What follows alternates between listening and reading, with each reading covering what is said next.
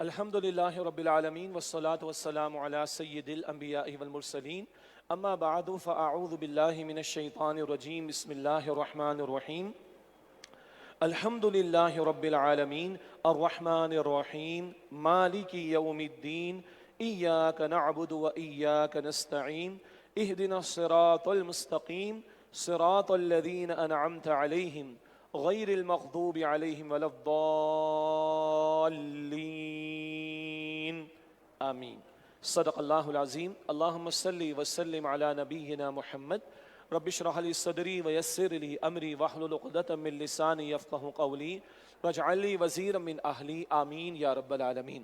اللہ رب العالمین کا احسان کہ اس کے فضل و کرم سے ایک مرتبہ پھر رمضان المبارک کا مہینہ ہمیں میسر آیا اور یہ رمضان قرآن پاک کے لیے سجایا گیا۔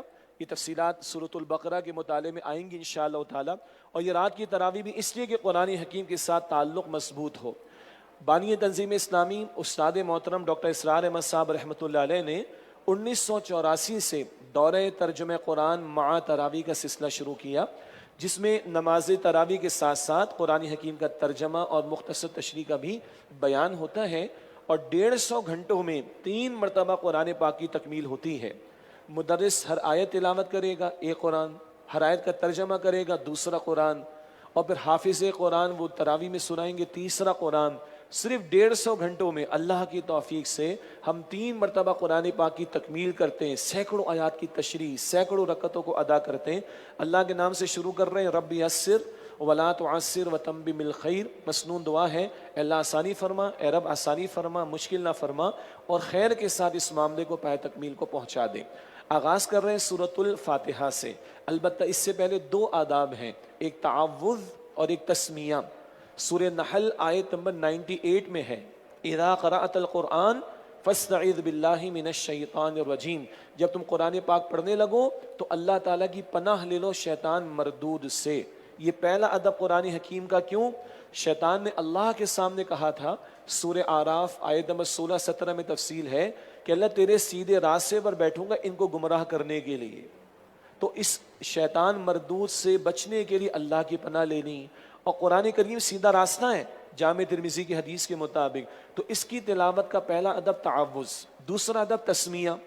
پہلی وحی جو نبی علیہ السلام پر نازل ہوئی سورہ علق کی ابتدائی آیات، پہلی ہی آیت میں سورہ علق میں فرمایا اقرأ بسم ربک، پڑھیے اپنے رب کے نام سے۔ تو دوسرا ادب ہے جب بھی قرآن پاک کی تلاوت شروع کرو تسمیہ بسم اللہ سے آغاز کر لینا چاہیے۔ اب سورۃ الفاتحہ ہے، ایک مرتبہ ترجمہ سنیں، پھر اس کی فضیلت اور تھوڑے سے موضوعات اور پھر ترجمانی آپ کے سامنے تشریح کے ساتھ رکھیں گے۔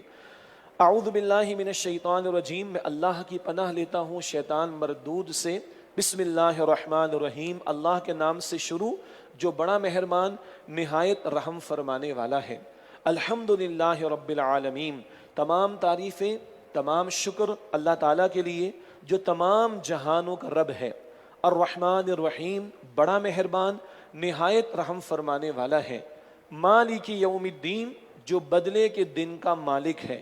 ایاک نعبد، اے اللہ ہم صرف تیری ہی عبادت کرتے ہیں، وایاک نستعین، اور صرف تجھ ہی سے مدد مانگتے ہیں۔ اہدنا الصراط المستقیم، ہمیں سیدھے راستے پر چلا۔ صراط الذین انعمت علیہم، ان لوگوں کا راستہ جن پر تو نے انعام فرمایا۔ غیر المغضوب علیہم، نہ وہ جن پر غضب ہوا، ولا الضالین، اور نہ وہ جو گمراہ ہوئے۔ اس کے بعد ہم کہتے ہیں آمین، یہ حدیث میں سکھایا گیا، اور آمین کا ترجمہ اے اللہ قبول فرما، اے اللہ ایسا ہی ہو جائے۔ یہ تو سورہ فاتحہ کا ترجمہ ہوا۔ پہلے اس کی تھوڑی سی انالیسس ذہن میں رکھ لیجئے، اور ایک چھوٹا سا ہوم ورک گھر جا کر غور کیجئے گا۔ سورۃ الفاتحہ کے 85% الفاظ ہم اردو میں استعمال کرتے ہیں، پہلی 3 آیتوں کا ہر لفظ ہم اردو میں استعمال کرتے ہیں۔ تو اپنے گھروں پر جاتے ہوئے، گھروں میں موجود رہتے ہوئے تھوڑا سا تجزیہ کیجئے گا، تھوڑا سا غور کیجئے گا، تو سورہ فاتحہ کا ترجمہ ہمارے ذہن میں بیٹھنا شروع ہو جائے گا۔ اگلی بات، اس کے کچھ فضائل ہیں۔ پہلی بات، اللہ کے نبی صلی اللہ علیہ وسلم نے احادیث مبارکہ میں مختلف اعتبارات سے اس کے فضائل کو بیان فرمایا۔ کبھی اللہ کے نبی علیہ السلام نے بخاری شریف میں فرمایا ہے یہ قرآن کریم کی عظیم ترین سورت ہے۔ کبھی اللہ کے نبی علیہ السلام نے فرمایا جامع ترمذی کی روایت میں کہ اس سورہ فاتحہ جیسی کوئی سورت نہ تورات میں ہے، نہ انجیل میں ہے، نہ زبور میں ہے، اور نہ خود قرآن حکیم میں ہے۔ اسی طرح آپ نے فرمایا ہے صحیح بخاری شریف کی روایت میں کہ یہی سبع من المثانی، بار بار دہرائے جانے والی 7 آیات والقرآن العظیم یعنی قرآن عظیم ہے۔ یہ الفاظ سورہ ہجر کی آیت نمبر 87 میں بھی ہیں، سورہ ہجر آیت نمبر 87 میں بھی ہے کہ اے نبی ہم نے آپ کو سبع من المثانی، بار بار دہرائے جانے والی 7 آیات عطا فرمائی، والقرآن العظیم، اور قرآن عظیم عطا فرمایا۔ اور اس کی وضاحت خود اللہ کے رسول علیہ السلام نے بخاری شریف کی حدیث میں فرمائی ہے۔ پھر آپ نے فرمایا صحیح مسلم کی روایت میں کہ 2 نور ایسے ہیں جو آپ صلی اللہ علیہ وسلم سے پہلے کسی کو نہیں دیے گئے، ایک سورۃ الفاتحہ اور ایک سورۃ البقرہ کی آخری 2 آیات جو معراج کی شب نازل ہوئیں۔ یہ 2 ایسے نور ہیں جو آپ نے فرمایا کہ میرے سوا کسی کو عطا نہیں ہوئے۔ یہ صحیح مسلم شریف کی روایت ہے۔ اسی طرح ایک طویل حدیث ہے مسلم شریف میں جس کا حاصل یہ ہے کہ اللہ تعالیٰ فرماتا ہے کہ میں نے الفاتحہ کو اپنے اور اپنے بندے کے درمیان آدھا آدھا تقسیم کر لیا ہے، اور آدھا میرے لیے ہے اور آدھا میرے بندے کے لیے۔ ویسے تو دلچسپ بات ہے، حدیث میں صلات کا لفظ ہے، میں نے صلات کو اپنے اور اپنے بندے کے درمیان آدھا آدھا تقسیم کیا، لیکن آگے صحیح مسلم کی روایت میں پورا بیان سورۃ الفاتحہ کا ہے، گویا نماز کا لفظ یا صلات کا لفظ سورۃ الفاتحہ کے لیے استعمال ہوا۔ پھر اس میں تفصیل آتی ہے کہ آدھا حصہ جو اللہ کے لیے وہ پہلی 3.5 آیات ہیں، بندہ الحمدللہ رب العالمین الرحمن الرحیم مالک یوم الدین کہتا ہے تو اللہ فرماتے میرے بندے نے میری حمد بیان کی، میری ثنا بیان کی، میری بزرگی بیان کی۔ 4 آیت پر اللہ فرماتا ایاک نعبد و ایاک نستعین، یہ میرے اور میرے بندے کے درمیان مشترک ہے، عبادت اللہ کا حق ہے اور دعا مانگنا بندے کی ضرورت ہے۔ اور حدیث میں آیا اللہ فرماتا جب بندہ کہتا ہے اہدنا الصراط المستقیم صراط الذین انعمت علیہم غیر المغضوب علیہم ولا الضالین، اللہ فرماتے سارا میرے بندے کے لیے ہے، وَلِعَبْدِي مَا سَأَلَ، اور میرے بندے نے جو مانگا اس کو عطا کیا گیا۔ اس قدر پیاری بات کہ اس سورہ فاتحہ کی ایک ایک آیت پر اللہ تعالیٰ جواب عطا فرماتا ہے، تو ذرا توجہ سے ٹھہر ٹھہر کر سورہ فاتحہ کی تلاوت کرنا چاہیے اور اثر لینا چاہیے کہ میرا رب اس کا جواب بھی دے رہا ہے۔ اب آئیے اس کے مضامین۔ ایک موضوع بڑا پیارا ہے کیونکہ اس ایک حدیث میں کہا گیا اور سورہ ہجر کی آیت 87 میں بھی کہا گیا یہ سورہ فاتحہ قرآن عظیم ہے۔ اللہ اکبر، تمام قرآن اللہ کا عطا کردہ، سورہ فاتحہ اس کا حصہ ہے، لیکن تمام قرآن ہدایت کا موضوع لیے ہوئے ہے، اور قرآن حکیم کے 3 بنیادی موضوعات ہیں، توحید ہے، آخرت ہے اور رسالت ہے۔ اس سورہ فاتحہ میں یہ تینوں موضوعات موجود ہیں، توحید بھی، آخرت بھی اور رسالت بھی، سمجھ لیں گے انشاءاللہ تعالی۔ دوسری بات، اس کو تعلیم مسئلہ بھی کہا گیا، تعلیم مسئلے کی۔ کس مسئلے کی؟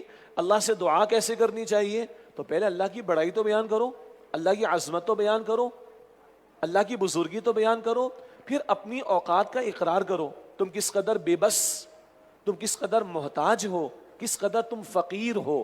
تو یہ تعلیم مسئلہ یعنی دعا مانگنے کا طریقہ بھی سورہ فاتحہ میں سکھایا گیا۔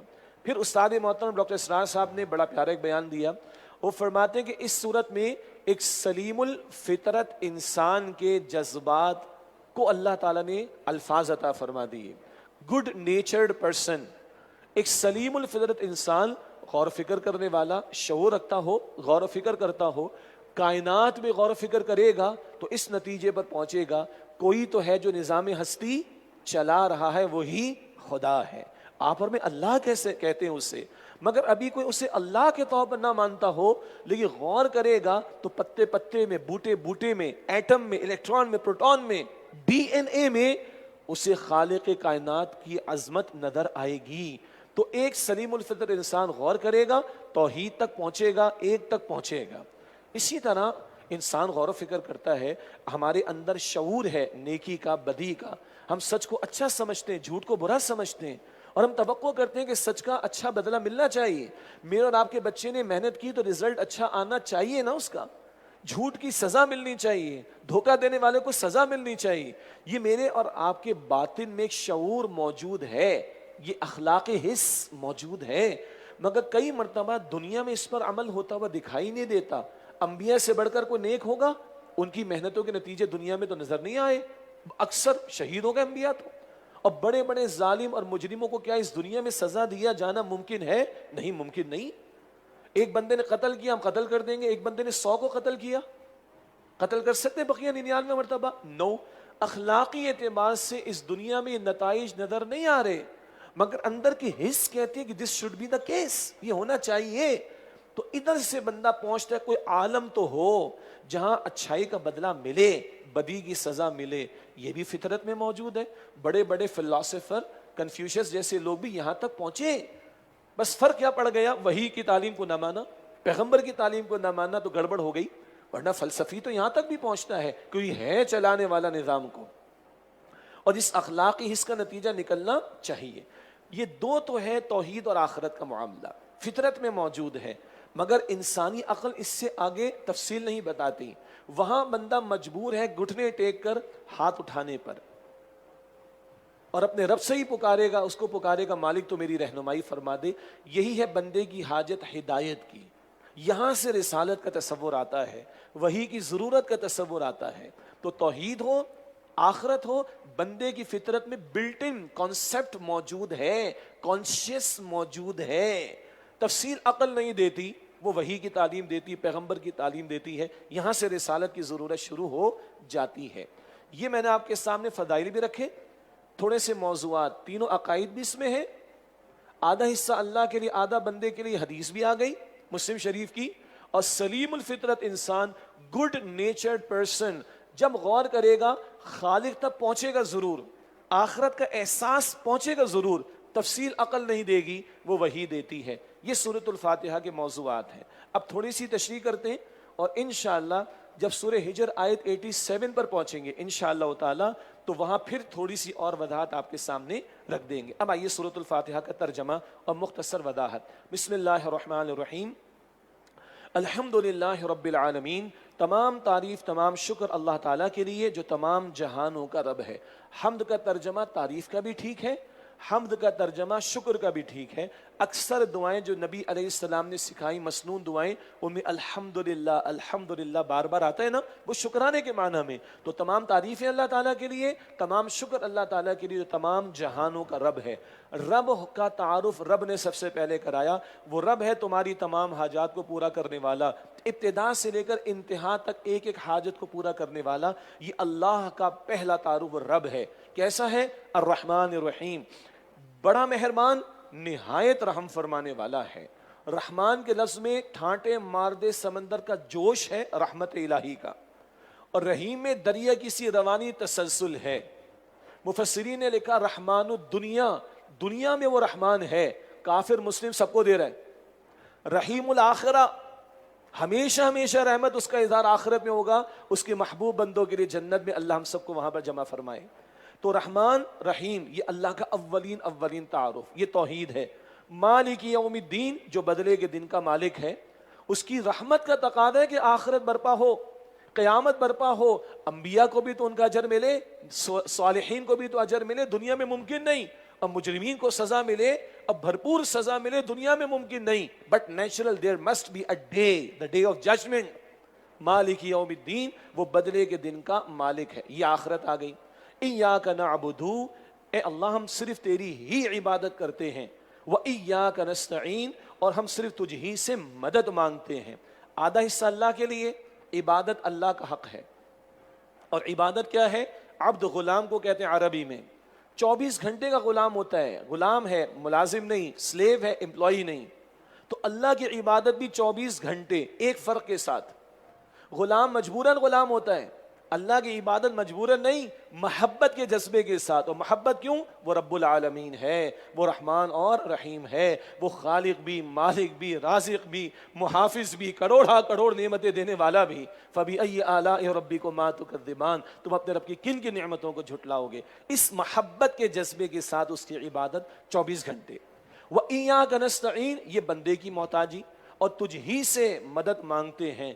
کس قدر محتاج ہیں، یہ محتاجی کا ذکر بار بار قرآن کریم میں آتا چلا جائے گا. لیکن اللہ خالق اور ہم مخلوق محتاج ہے. اور ہاں اس کی عبادت اس کی توفیق کے بغیر ممکن نہیں، اس کی عبادت اس کی توفیق کے بغیر ممکن نہیں. اسی لیے ہر نماز کے بعد مسنون دعا اللہم اعنی علی ذکرک و شکرک و حسن عبادتک، اے اللہ میری مدد فرما اپنے ذکر کے لیے اور اپنے شکر کے لیے اور اپنی عمدہ عبادت کے لیے. اچھا ایک اور ترجمہ بھی ذہن میں رکھیے، تفصیل کا تو موقع نہیں لیکن اشارتاً، نعبدو اور نستعینو عربی اسلوب میں یہ فعل مضارع کہلاتا ہے. ایک پاسٹ ٹینس ہوتا ہے، پھر ایک پریزنٹ اور ایک فیوچر ہم لوگ استعمال کرتے ہیں انگلش گرامر میں. عربک میں ایک ماضی ہے پاسٹ ٹینس اور ایک مضارع ہے پریزنٹ اور فیوچر دونوں میں آتا ہے. تو ایاک نعبدو یہ بڑا دعویٰ ہے، اللہ ہم تیری ہی عبادت کرتے ہیں.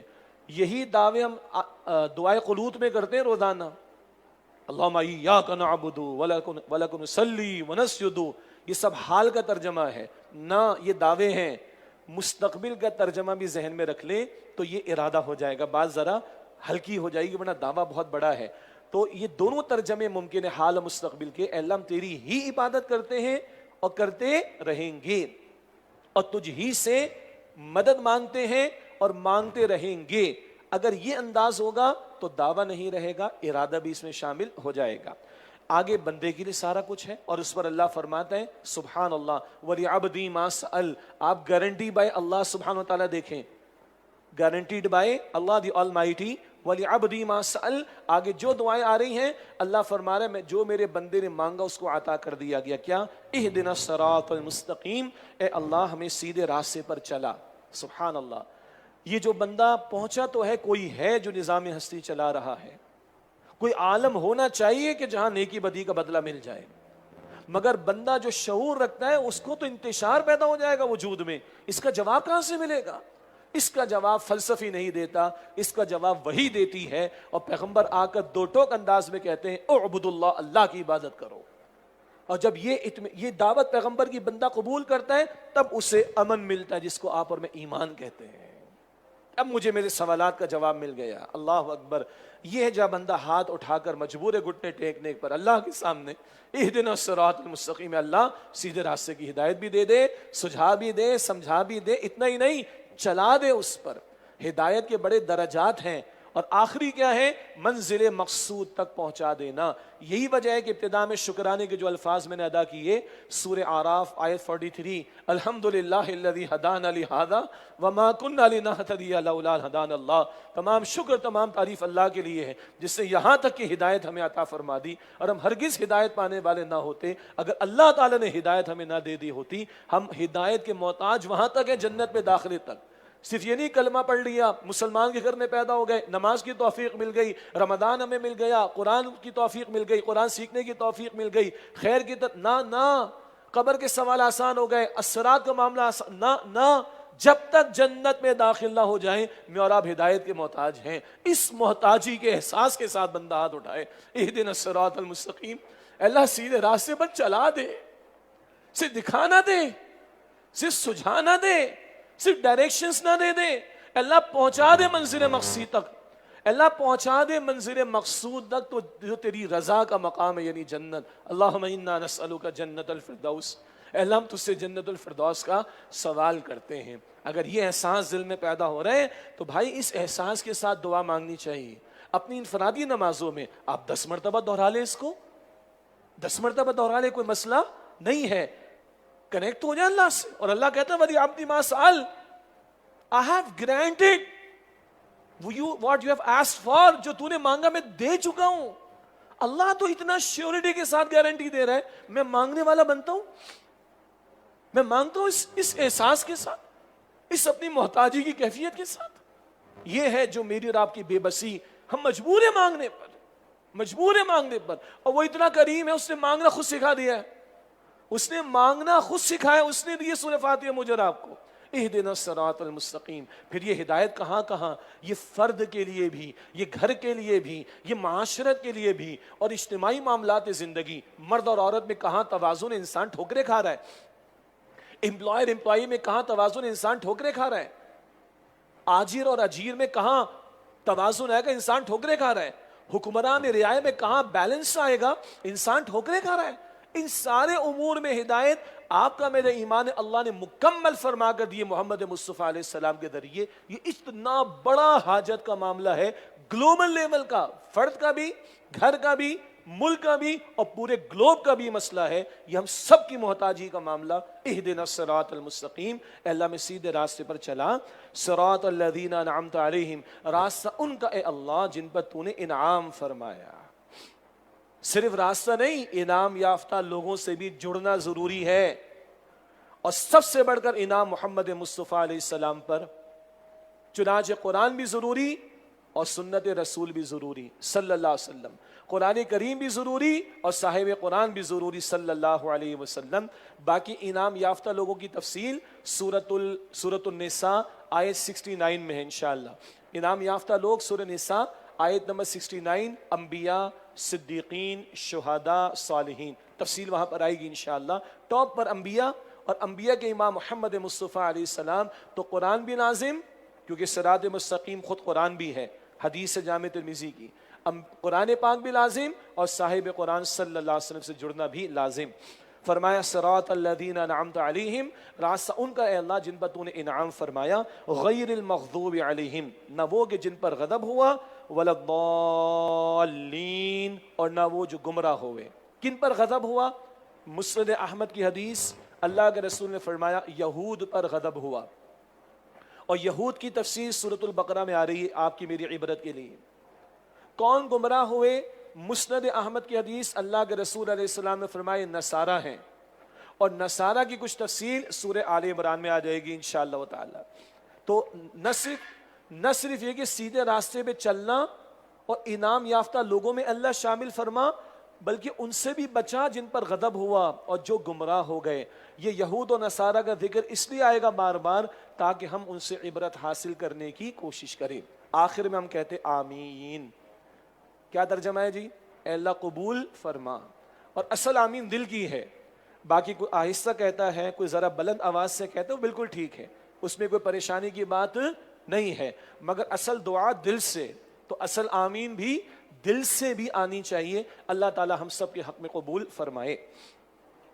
الحمدللہ جی, سورۃ الفاتحہ کا مختصر بیان ہمارے سامنے آیا. اب اس کے بعد قرآن کریم کی طویل ترین سورت ہے سورۃ البقرہ, 40 رکوع, 286 آیات ہے, مدنی سورت. تفسیرات زیادہ آئیں گی انشاءاللہ. سورۃ البقرہ کے 40 رکوع ہیں. اس سے پہلے ذہن میں ایک بات رکھ لیجئے کہ 2/3 قرآن اس سے پہلے نازل ہو چکا ہے. کیا مطلب؟ آغاز وحی کے بعد نبی علیہ السلام 13 برس مکہ مکرمہ رہے, 13 برس مکہ مکرمہ میں رہے اور 10 برس مدینہ شریف میں رہے. تو 13 برس آغاز وحی کے بعد حضور مکہ مکرمہ میں, 2/3 قرآن مکی صورتوں پر مشتمل وہ نازل ہو چکا ہے. اب جب ہم سورہ البقرہ پڑھ رہے ہیں تو اس سے پہلے 2/3 قرآن آ چکا ہے, تو کچھ کنیکشن بعد میں آتا رہے گا انشاءاللہ. اور ہجرت کے بعد سورۃ البقرہ کا نزول ہو رہا ہے, اور بہت سارے مکی موضوعات وہ مکی صورتوں میں بعد میں ہم پڑھیں گے انشاءاللہ. اب اگلا نقطہ, یہ فاتحہ تو مکی صورت ہے, یہ بیان ہونے سے بات رہ گئی. فاتحہ مکی صورت. اب 4 طویل مدنی صورتیں آئیں گی, البقرہ, آل عمران, النساء, المائدہ. پھر 2 مکی صورتیں آ جائیں گی, پھر مدنی صورتیں آ جائیں گی. ترتیب نزول کی الگ ہے, مکی صورتیں پہلے, مدنی بعد میں. نزول کی ترتیب یہ ہے ترتیب تلاوت, ترتیب مصحف. یہ خود حضور معین فرما گئے صلی اللہ علیہ وسلم کون سی صورت کہاں رکھی جائے گی اور کون سی آیت کہاں رکھی جائے گی, حضور بتا گئے صلی اللہ علیہ وسلم. اگلی بات, یہ جو 40 رکوع البقرہ کے, ان کے 2 بڑے حصے کر لیں. ایک طرف 18 رکوع اور ایک طرف 22 رکوع. 18 رکوعوں میں غالب خطاب پچھلی امت مسلمہ بنی اسرائیل کے بارے میں ہے, اور ہم سے پہلے ان کے بارے میں ذکر کیوں ہے؟ ہماری عبرت اور سبق آموزی کے لیے, کیونکہ آج امت مسلمہ کے منصب پر میں اور آپ نبی اکرم علیہ السلام کی امتی کھڑے ہیں. تو ہماری سبق آموزی کے لیے, ہماری عبرت کے لیے اللہ سبحانہ و تعالی نے پہلے ان کا ذکر کیا. تو پہلے جو 18 رکوع ہیں ان میں غالب موضوع آئے گا بنی اسرائیل کے تعلق سے. پھر رکوع نمبر 19 سے لے کر آخر تک انشاءاللہ تعالی یہ تفصیل میں بات آ جائے گی بعد میں کہ جو نبی اکرم صلی اللہ علیہ وسلم کی امت سے خطاب ہے اور ان کے لیے بڑے احکامات عطا ہوئے. 18 رکوعوں کے اندر بھی ایک اور تفصیل ہے, اور وہ تفصیل کچھ اس طریقے پر ہے کہ پہلے 4 رکوع جن کا ہم مطالعہ شروع کرنے لگے ہیں, یہاں قرآن پاک سے فائدہ اٹھانے والوں، قرآن پاک کی دعوت جو انقلابی دعوت اس کا انکار کرنے والوں، اور درمیان کی کیفیت والے منافقین کے کردار کو بیان کیا گیا۔ پھر قرآن حکیم کی بنیادی دعوت توحید، آخرت، رسالت کا ذکر ہے۔ پھر قرآن کریم کا فلسفہ، خالق اور مخلوق کے درمیان کیا تعلق ہے، خلافت کا تصور، یہ بڑے اہم موضوعات ہیں جو پہلے 4 رکوع میں آئیں گے۔ پھر اگلے جو 10 رکوع ہوں گے ان میں بنی اسرائیل کا ذکر آئے گا۔ جب آغاز ہوگا تو تفصیل آئے گی، لیکن ذہن میں بٹھا لیں وہ 10 رکوع بنی اسرائیل کے بارے میں ہماری عبرت کے لیے۔ پھر مزید 4 رکوع آئیں گے جن میں ابراہیم علیہ السلام کا ایک خاص حکمت کے تحت بیان آئے گا، اور تحویل قبلہ کا موضوع آئے گا، یعنی قبلے کی تبدیلی، اور یہ قبلے کی تبدیلی اعلان ہوگی تحویل امت کی تبدیلی کا۔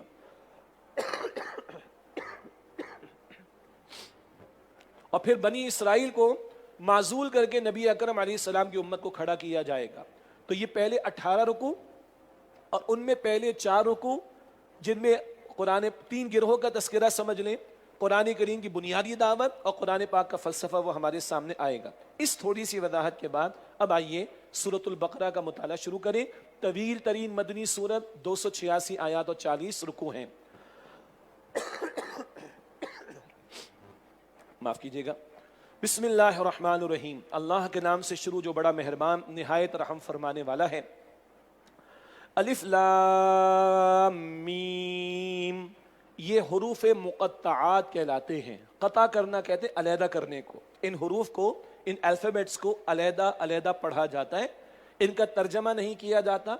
بعض آراء ہیں مگر امت میں ان پر کوئی اتفاق نہیں پایا جاتا، اور صحیح تر بات یہ کہ یہ بات اللہ اور اللہ کے رسول علیہ السلام کے درمیان ایک راز ہے یہ قرآن پاک کا حصہ، ہمارا ایمان ہے۔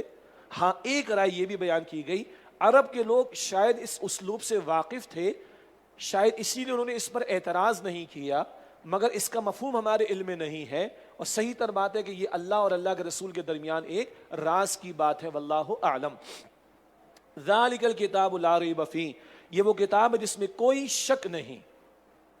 2 آراء ہیں، ایک کیا، صراط مستقیم کی دعا مانگی، لو پورا قرآن ہم تمہیں جواب دعا کے طور پر دے رہے ہیں، گو کہ سورہ فاتحہ قرآن پاک کا حصہ ہے، مگر ایک رائے جو تم نے مانگا یہ لو ہم یہ کتاب تمہیں دے رہے، اس میں کوئی شک نہیں، ہدی للمتقین، یہ متقین کے لیے ہدایت ہے۔ اور ایک رائے یہ ہے، مدنی سورت ہے، یہود آباد ہیں، یہود کے 3 قبیلے مدینہ منورہ میں آباد ہیں، ان سے بھی سابقہ پیش آئے گا، چنانچہ ان کے تعلق سے بھی رہنمائی دی جا رہی ہے۔ اور موسیٰ علیہ السلام نے نبی اکرم علیہ السلام کے بارے میں بشارات دی تھیں، اولڈ ٹیسٹمنٹ میں ہے کہ ڈیٹرانومی کے اندر، اور اس میں وہ آیات موجود ہیں جہاں اللہ ذکر فرماتا ہے کہ موسیٰ علیہ السلام کو کہ میں ان کے بھائیوں میں انہی کی مانند ایک رسول کو مبعوث کروں گا اور اس کے منہ میں اپنا کلام ڈالوں گا۔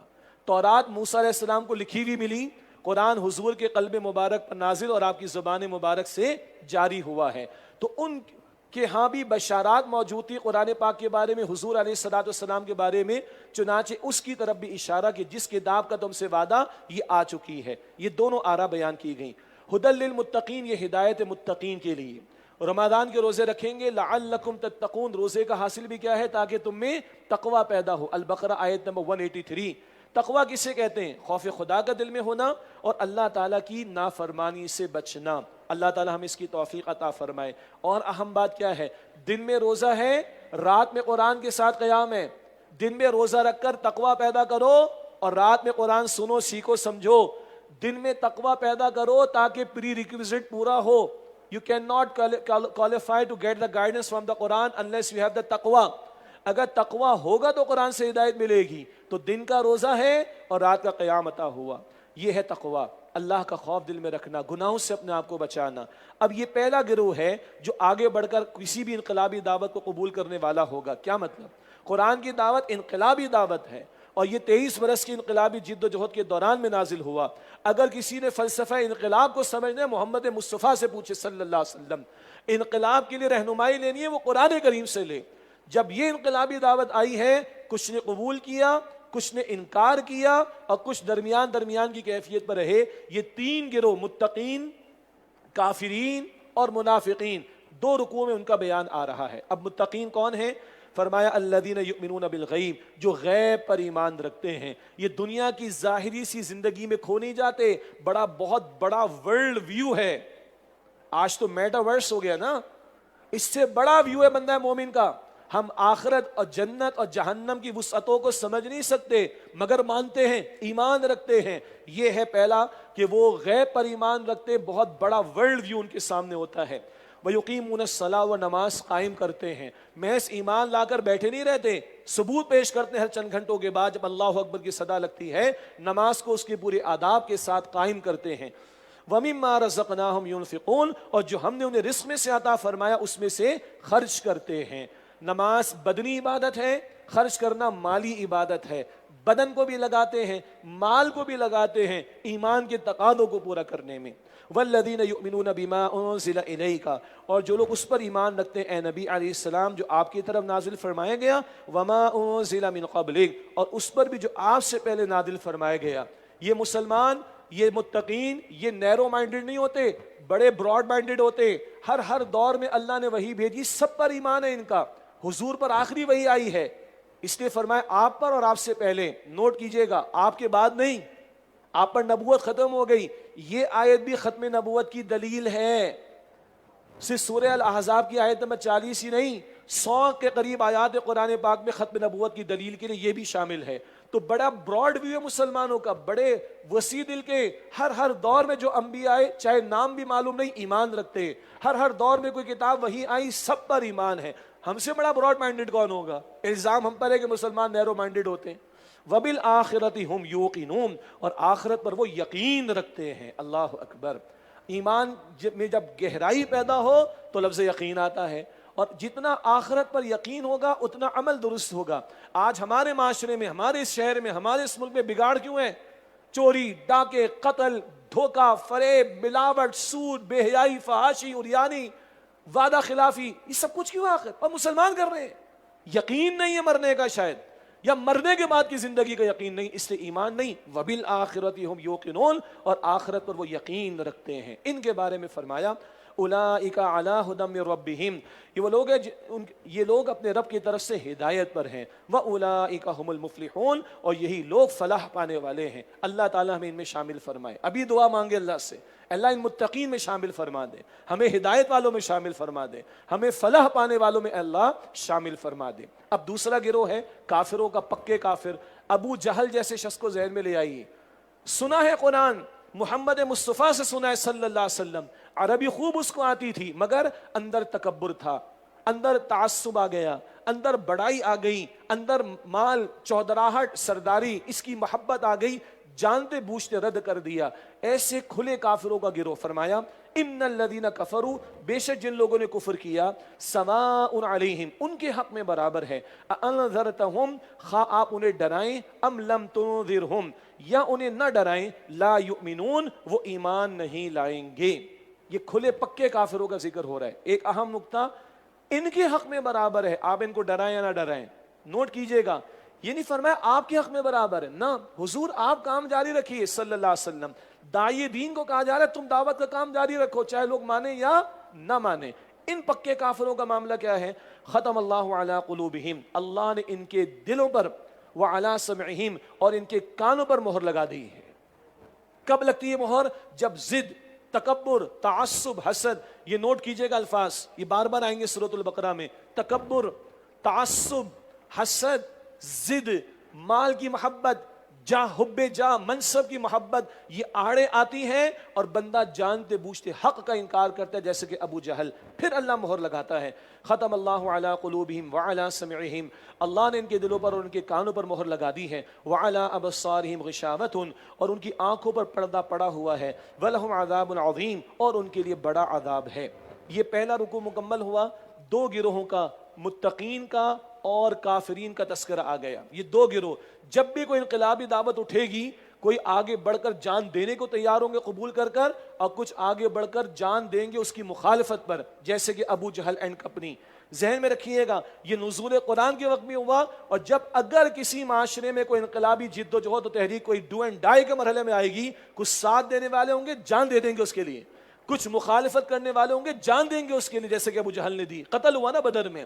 اور کچھ ہوں گے منافقین والے جیسے، یعنی بین بین کی کیفیت، مفاد پرست، ادھر بھی بنا کر رکھو ادھر بھی بنا کر رکھو، مفاد پرست ہوں گے.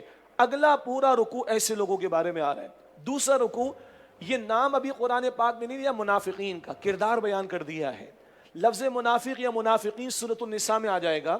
البقرہ ہجرت کے بعد نازل ہو رہی ہے، ابھی منافقین کا لفظ یہاں پر نہیں آ رہا، لیکن بعد میں ہم دیکھیں گے منافقین کے الفاظ بھی آئیں گے. سورۃ المنافقون بھی قرآن پاک میں موجود ہے.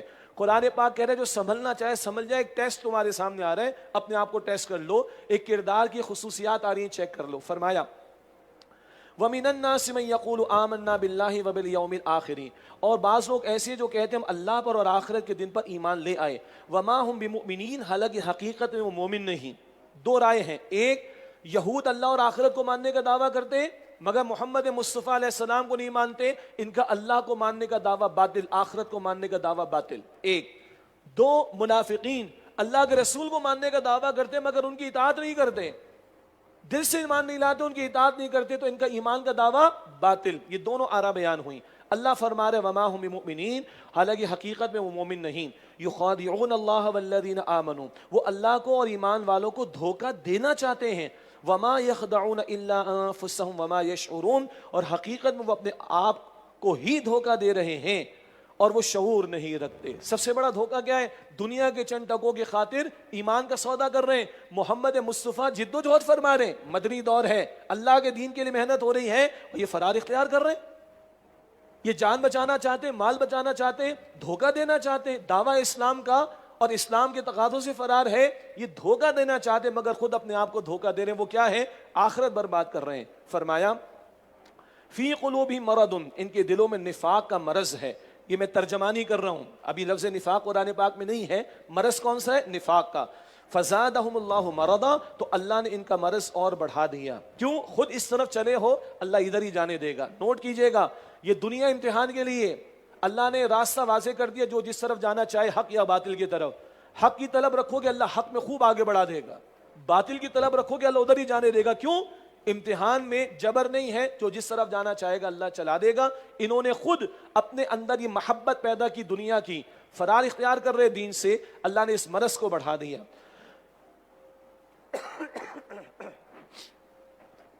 وَلَهُمْ عَذَابٌ أَلِيمٌ بِمَا كَانُوا يَكْذِبُونَ، اور ان کے لیے دردناک عذاب ہے اس وجہ سے کہ وہ جھوٹ بولتے تھے.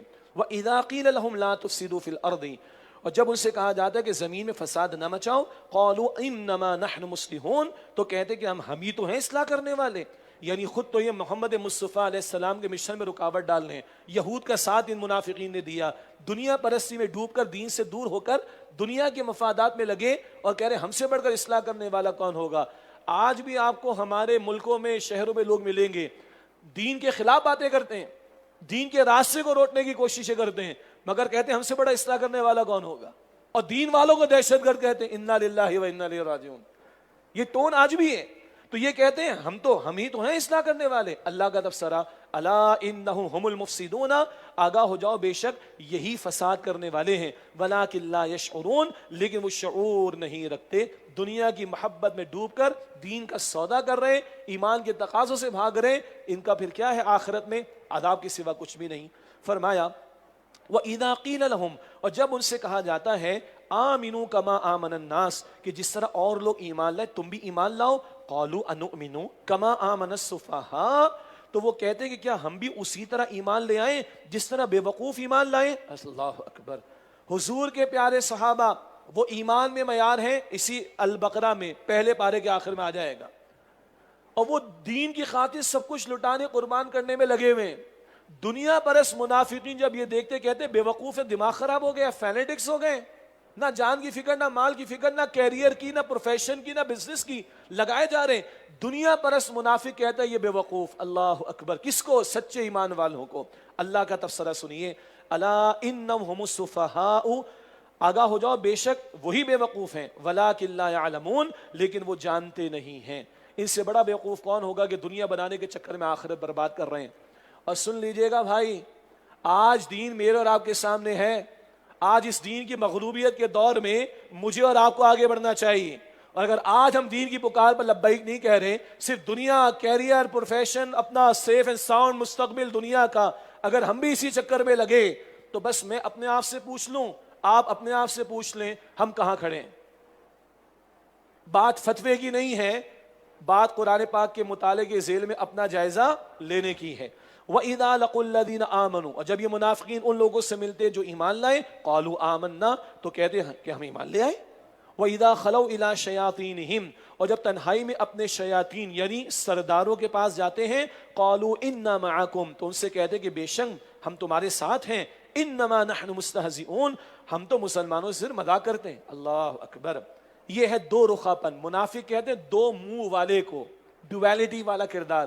مسلمانوں کے پاس جاتے ہیں ہم تو تمہارے ساتھ ہیں، اپنے سرداروں کے پاس جاتے ہیں ہم تو تمہارے ساتھ ہیں، کبھی یہود کے پاس ہم تو تمہارے ساتھ ہیں۔ ادھر بھی بنا کر رکھو، ادھر بھی بنا کر رکھو، اپنے مفاد کی حفاظت کرو، یہ ہے منافقت۔ فرمایا اللہ یستہزئ بہم، اللہ تعالیٰ ان منافقین سے اپنی شان کے مطابق استہزاء کرتا ہے، یعنی ان کی حرکتوں کا جواب دیتا ہے۔ وَيَمُدُّهُمْ فِي طُغْيَانِهِمْ يَعْمَهُونَ، اور انہیں ڈھیل دیتا ہے کہ وہ اپنی سرکشی میں بھٹکتے رہیں۔ أُولَٰئِكَ الَّذِينَ اشْتَرَوُا الضَّلَالَةَ بِالْهُدَىٰ، یہ وہ لوگ ہیں جنہوں نے ہدایت کے بدلے گمراہی خرید لی۔ فَمَا رَبِحَتْ تِجَارَتُهُمْ، لہذا نہ تو ان کی تجارت نے کچھ نفع دیا، وَمَا كَانُوا مُهْتَدِينَ، اور نہ ہی وہ ہدایت یافتہ ہوئے، آخرت برباد کر رہے ہیں، اس سے بڑا گھاٹے کا سودا کیا ہوگا؟ اب دو مثالیں آ رہی ہیں، ایک مثال کھلے پکے کافروں کی اور ایک مثال یہ بین بین والے منافقین جیسے لوگوں کی۔ پہلی مثال کھلے کافروں کے لیے، مثلہم کمثل الذی استوقد نارا، ان کی مثال اس شخص کی سی ہے جس نے تاریکی میں آگ جلائی، فلما اضاءت ما حولہ، جب اس آگ نے اس کے آس پاس کا ماحول روشن کر دیا، ذہب اللہ بنورہم، تو اللہ نے ان لوگوں کی روشنی سلب کر لی، وترکہم فی ظلمات، اور انہیں اندھیروں میں چھوڑ دیا، لا یبصرون، انہیں کچھ سجھائی نہیں دیتا۔ آگ روشن ہوئی کس نے؟ حضور نے ایمان کی دعوت دینا شروع کی، وحی کی روشنی آ گئی، لیکن یہ لوگ جو تکبر میں آ گئے، حسد میں آ گئے، تعصب میں آ گئے، ضد میں آ گئے، دنیا کی محبت میں آ گئے، اللہ تعالیٰ نے ان سے ان کی فرمایا جا رہا ہے کہ سیکھنے کی صلاحیت کو، سمجھنے کی صلاحیت کو یا قبول کرنے کی صلاحیت کو ہی واپس لے لیا۔ وہی بات، ختم اللہ علی قلوبہم، روشنی تو تھی مگر تکبر کی وجہ سے، تعصب کی وجہ سے، دنیا کی محبت کی وجہ سے انہوں نے رد کیا، اللہ تعالیٰ نے ان سے واپس ہی لے لی ان کی صلاحیت۔ ذہب اللہ بنورہم، ان کی روشنی اللہ نے سلب کر لی، اندھیروں میں انہیں چھوڑ دیا، انہیں کچھ سجھائی نہیں دیتا۔ پھر نوٹ کیجئے گا کب ہوتا ہے؟ جب بندہ جانتے بوجھتے تکبر تعصب میں مبتلا ہو۔ صم بکم عمی، وہ بہرے گونگے اندھے ہیں، فہم لا یرجعون، تو وہ ہدایت کی طرف رجوع نہیں کریں گے۔ اب دوسری مثال ہے درمیان کے لوگوں کی، او کصیب من السماء فیہ ظلمات ورعد وبرق، یا ان منافقین کی مثال ایسی ہے کہ آسمان سے بارش برس رہی ہو جس میں اندھیرے ہوں اور بادل کی گرج ہو اور بجلی کی کڑک ہو۔ یجعلون اصابعہم فی آذانہم، تو وہ اپنی انگلیاں اپنے کانوں میں ڈال لیتے ہیں، من الصواعق حذر الموت، کڑک کے باعث موت کے ڈر سے، واللہ محیط بالکافرین، اور اللہ تعالیٰ کافروں کا احاطہ کیے ہوئے ہے۔ بارش برس رہی ہے، بجلی چمک رہی ہے، لوگوں کو ڈر بھی محسوس ہوتا ہے، جان نہ چلی جائے، نقصان نہ ہو جائے۔ کیا بارش برس رہی ہے؟ اللہ کی وحی آ رہی ہے۔ کیا معاملات ہیں؟ احکامات آ رہے ہیں، جان لگانے کے، مال لگانے کے، قتال فی سبیل اللہ، انفاق فی سبیل اللہ، راہ خدا میں نکلو، اللہ کی راہ میں جان تک کا نذرانہ پیش کرنے کے لیے تیار ہو جاؤ۔ ان کو موت نظر آتی ہے، یہ اپنے کانوں کے اندر انگلیاں ڈال لیتے ہیں موت کے خوف سے۔ فرمایا کہ اللہ ان کا احاطہ کیے ہوئے ہے۔ یکاد البرق یخطف ابصارہم، قریب ہے کہ بجلی کی چمک ان کی آنکھوں کی بصارت کو اچک لے۔ کلما اضاء لہم مشوا فیہ، جب ان پر بجلی چمکتی ہے تو وہ اس کی روشنی میں چل پڑتے ہیں۔ وَإِذَا أَظْلَمَ عَلَيْهِمْ قَامُوا، اور جب ان پر اندھیرا چھا جاتا ہے تو وہ کھڑے ہو جاتے ہیں۔ کیا مطلب؟ آسان حکم آیا تو مان لیا، مشکل آیا تو بھاگ لیے، میٹھی میٹھی بات آئی تو قبول کر لی، مشکل بات آئی تو بھاگ لیے۔ بھائی آج ہم اپنے معاشرے کا جائزہ لے لیں، 11 مہینے کی نماز مشکل لگتی ہے، لوگ نہیں ادا کرتے، رمضان شریف میں آسان لگتی ہے، ادا کر لیتے۔ عام دنوں کی 4 آسان لگتی ہے، ادا کر لیتے، 5ویں فجر کی مشکل لگتی چھوڑ دیتے۔ نماز ادا کرنا، زکوٰۃ دینا آسان لگتا ہے کر لیتے ہیں، سود چھوڑنا مشکل لگتا ہے سود نہیں چھوڑتے. گن کر نوافل بھی ادا کریں گے، نفل روزی بھی رکھیں گے، مگر بے پردگی بھی چلتی رہے گی، مشکل لگتی ہے، اس لیے اس کا حکم جو ہے وہ اس کو توڑ دیتے ہیں، پردے کے حکم کو توڑ دیتے ہیں. What is this pick and choose is not allowed. یہی معاف کیجیے، یہ منافقین کا مسئلہ ہے. ذرا آسانی ملی آ گئے، مشکل لگی بھاگ گئے، اندھیرا چھا گیا کھڑے کے کھڑے رہ گئے. نہیں بھائی، اللہ فرماتا ہے البقرہ کی آیت نمبر 208 میں ادخلوا فی السلم کافہ، اسلام میں پورے کے پورے داخل ہو جاؤ. ارشاد ہوا وَلَوْ شَاءَ اللَّهُ لَذَهَبَ بِسَمْعِهِمْ وَأَبْصَارِهِمْ، اور اگر اللہ تعالیٰ چاہتا تو ان کی سماعت اور بصارت کی طاقتوں کو سلب کر لیتا. اللہ چاہے تو ان کو بھی سلب کر لے ان کی صلاحیتوں کو، لیکن نہیں، کچھ تو چل رہے ہیں نا. تو جو جتنا چلنا چاہے گا اس کو چلنے دے گا. اللہ یہ اللہ کی شان کریمی یکدم نہیں پکڑتا، مگر خود جو ضد پر آ جائے پھر اللہ تعالیٰ اس سے ہدایت کی توفیق دے لیتا ہے. اللہ اس سے بچائے ہمیں. ان اللہ علی کل شیء قدیر، بے شک اللہ سبحانہ و تعالیٰ ہر بات پر قدرت رکھنے والا ہے. یہ 2 رکوع مکمل ہوئے الحمدللہ رب العالمین. یہ سلسلہ جاری رہے گا. اب آئیے تراویح کی طرف ہم چلتے ہیں.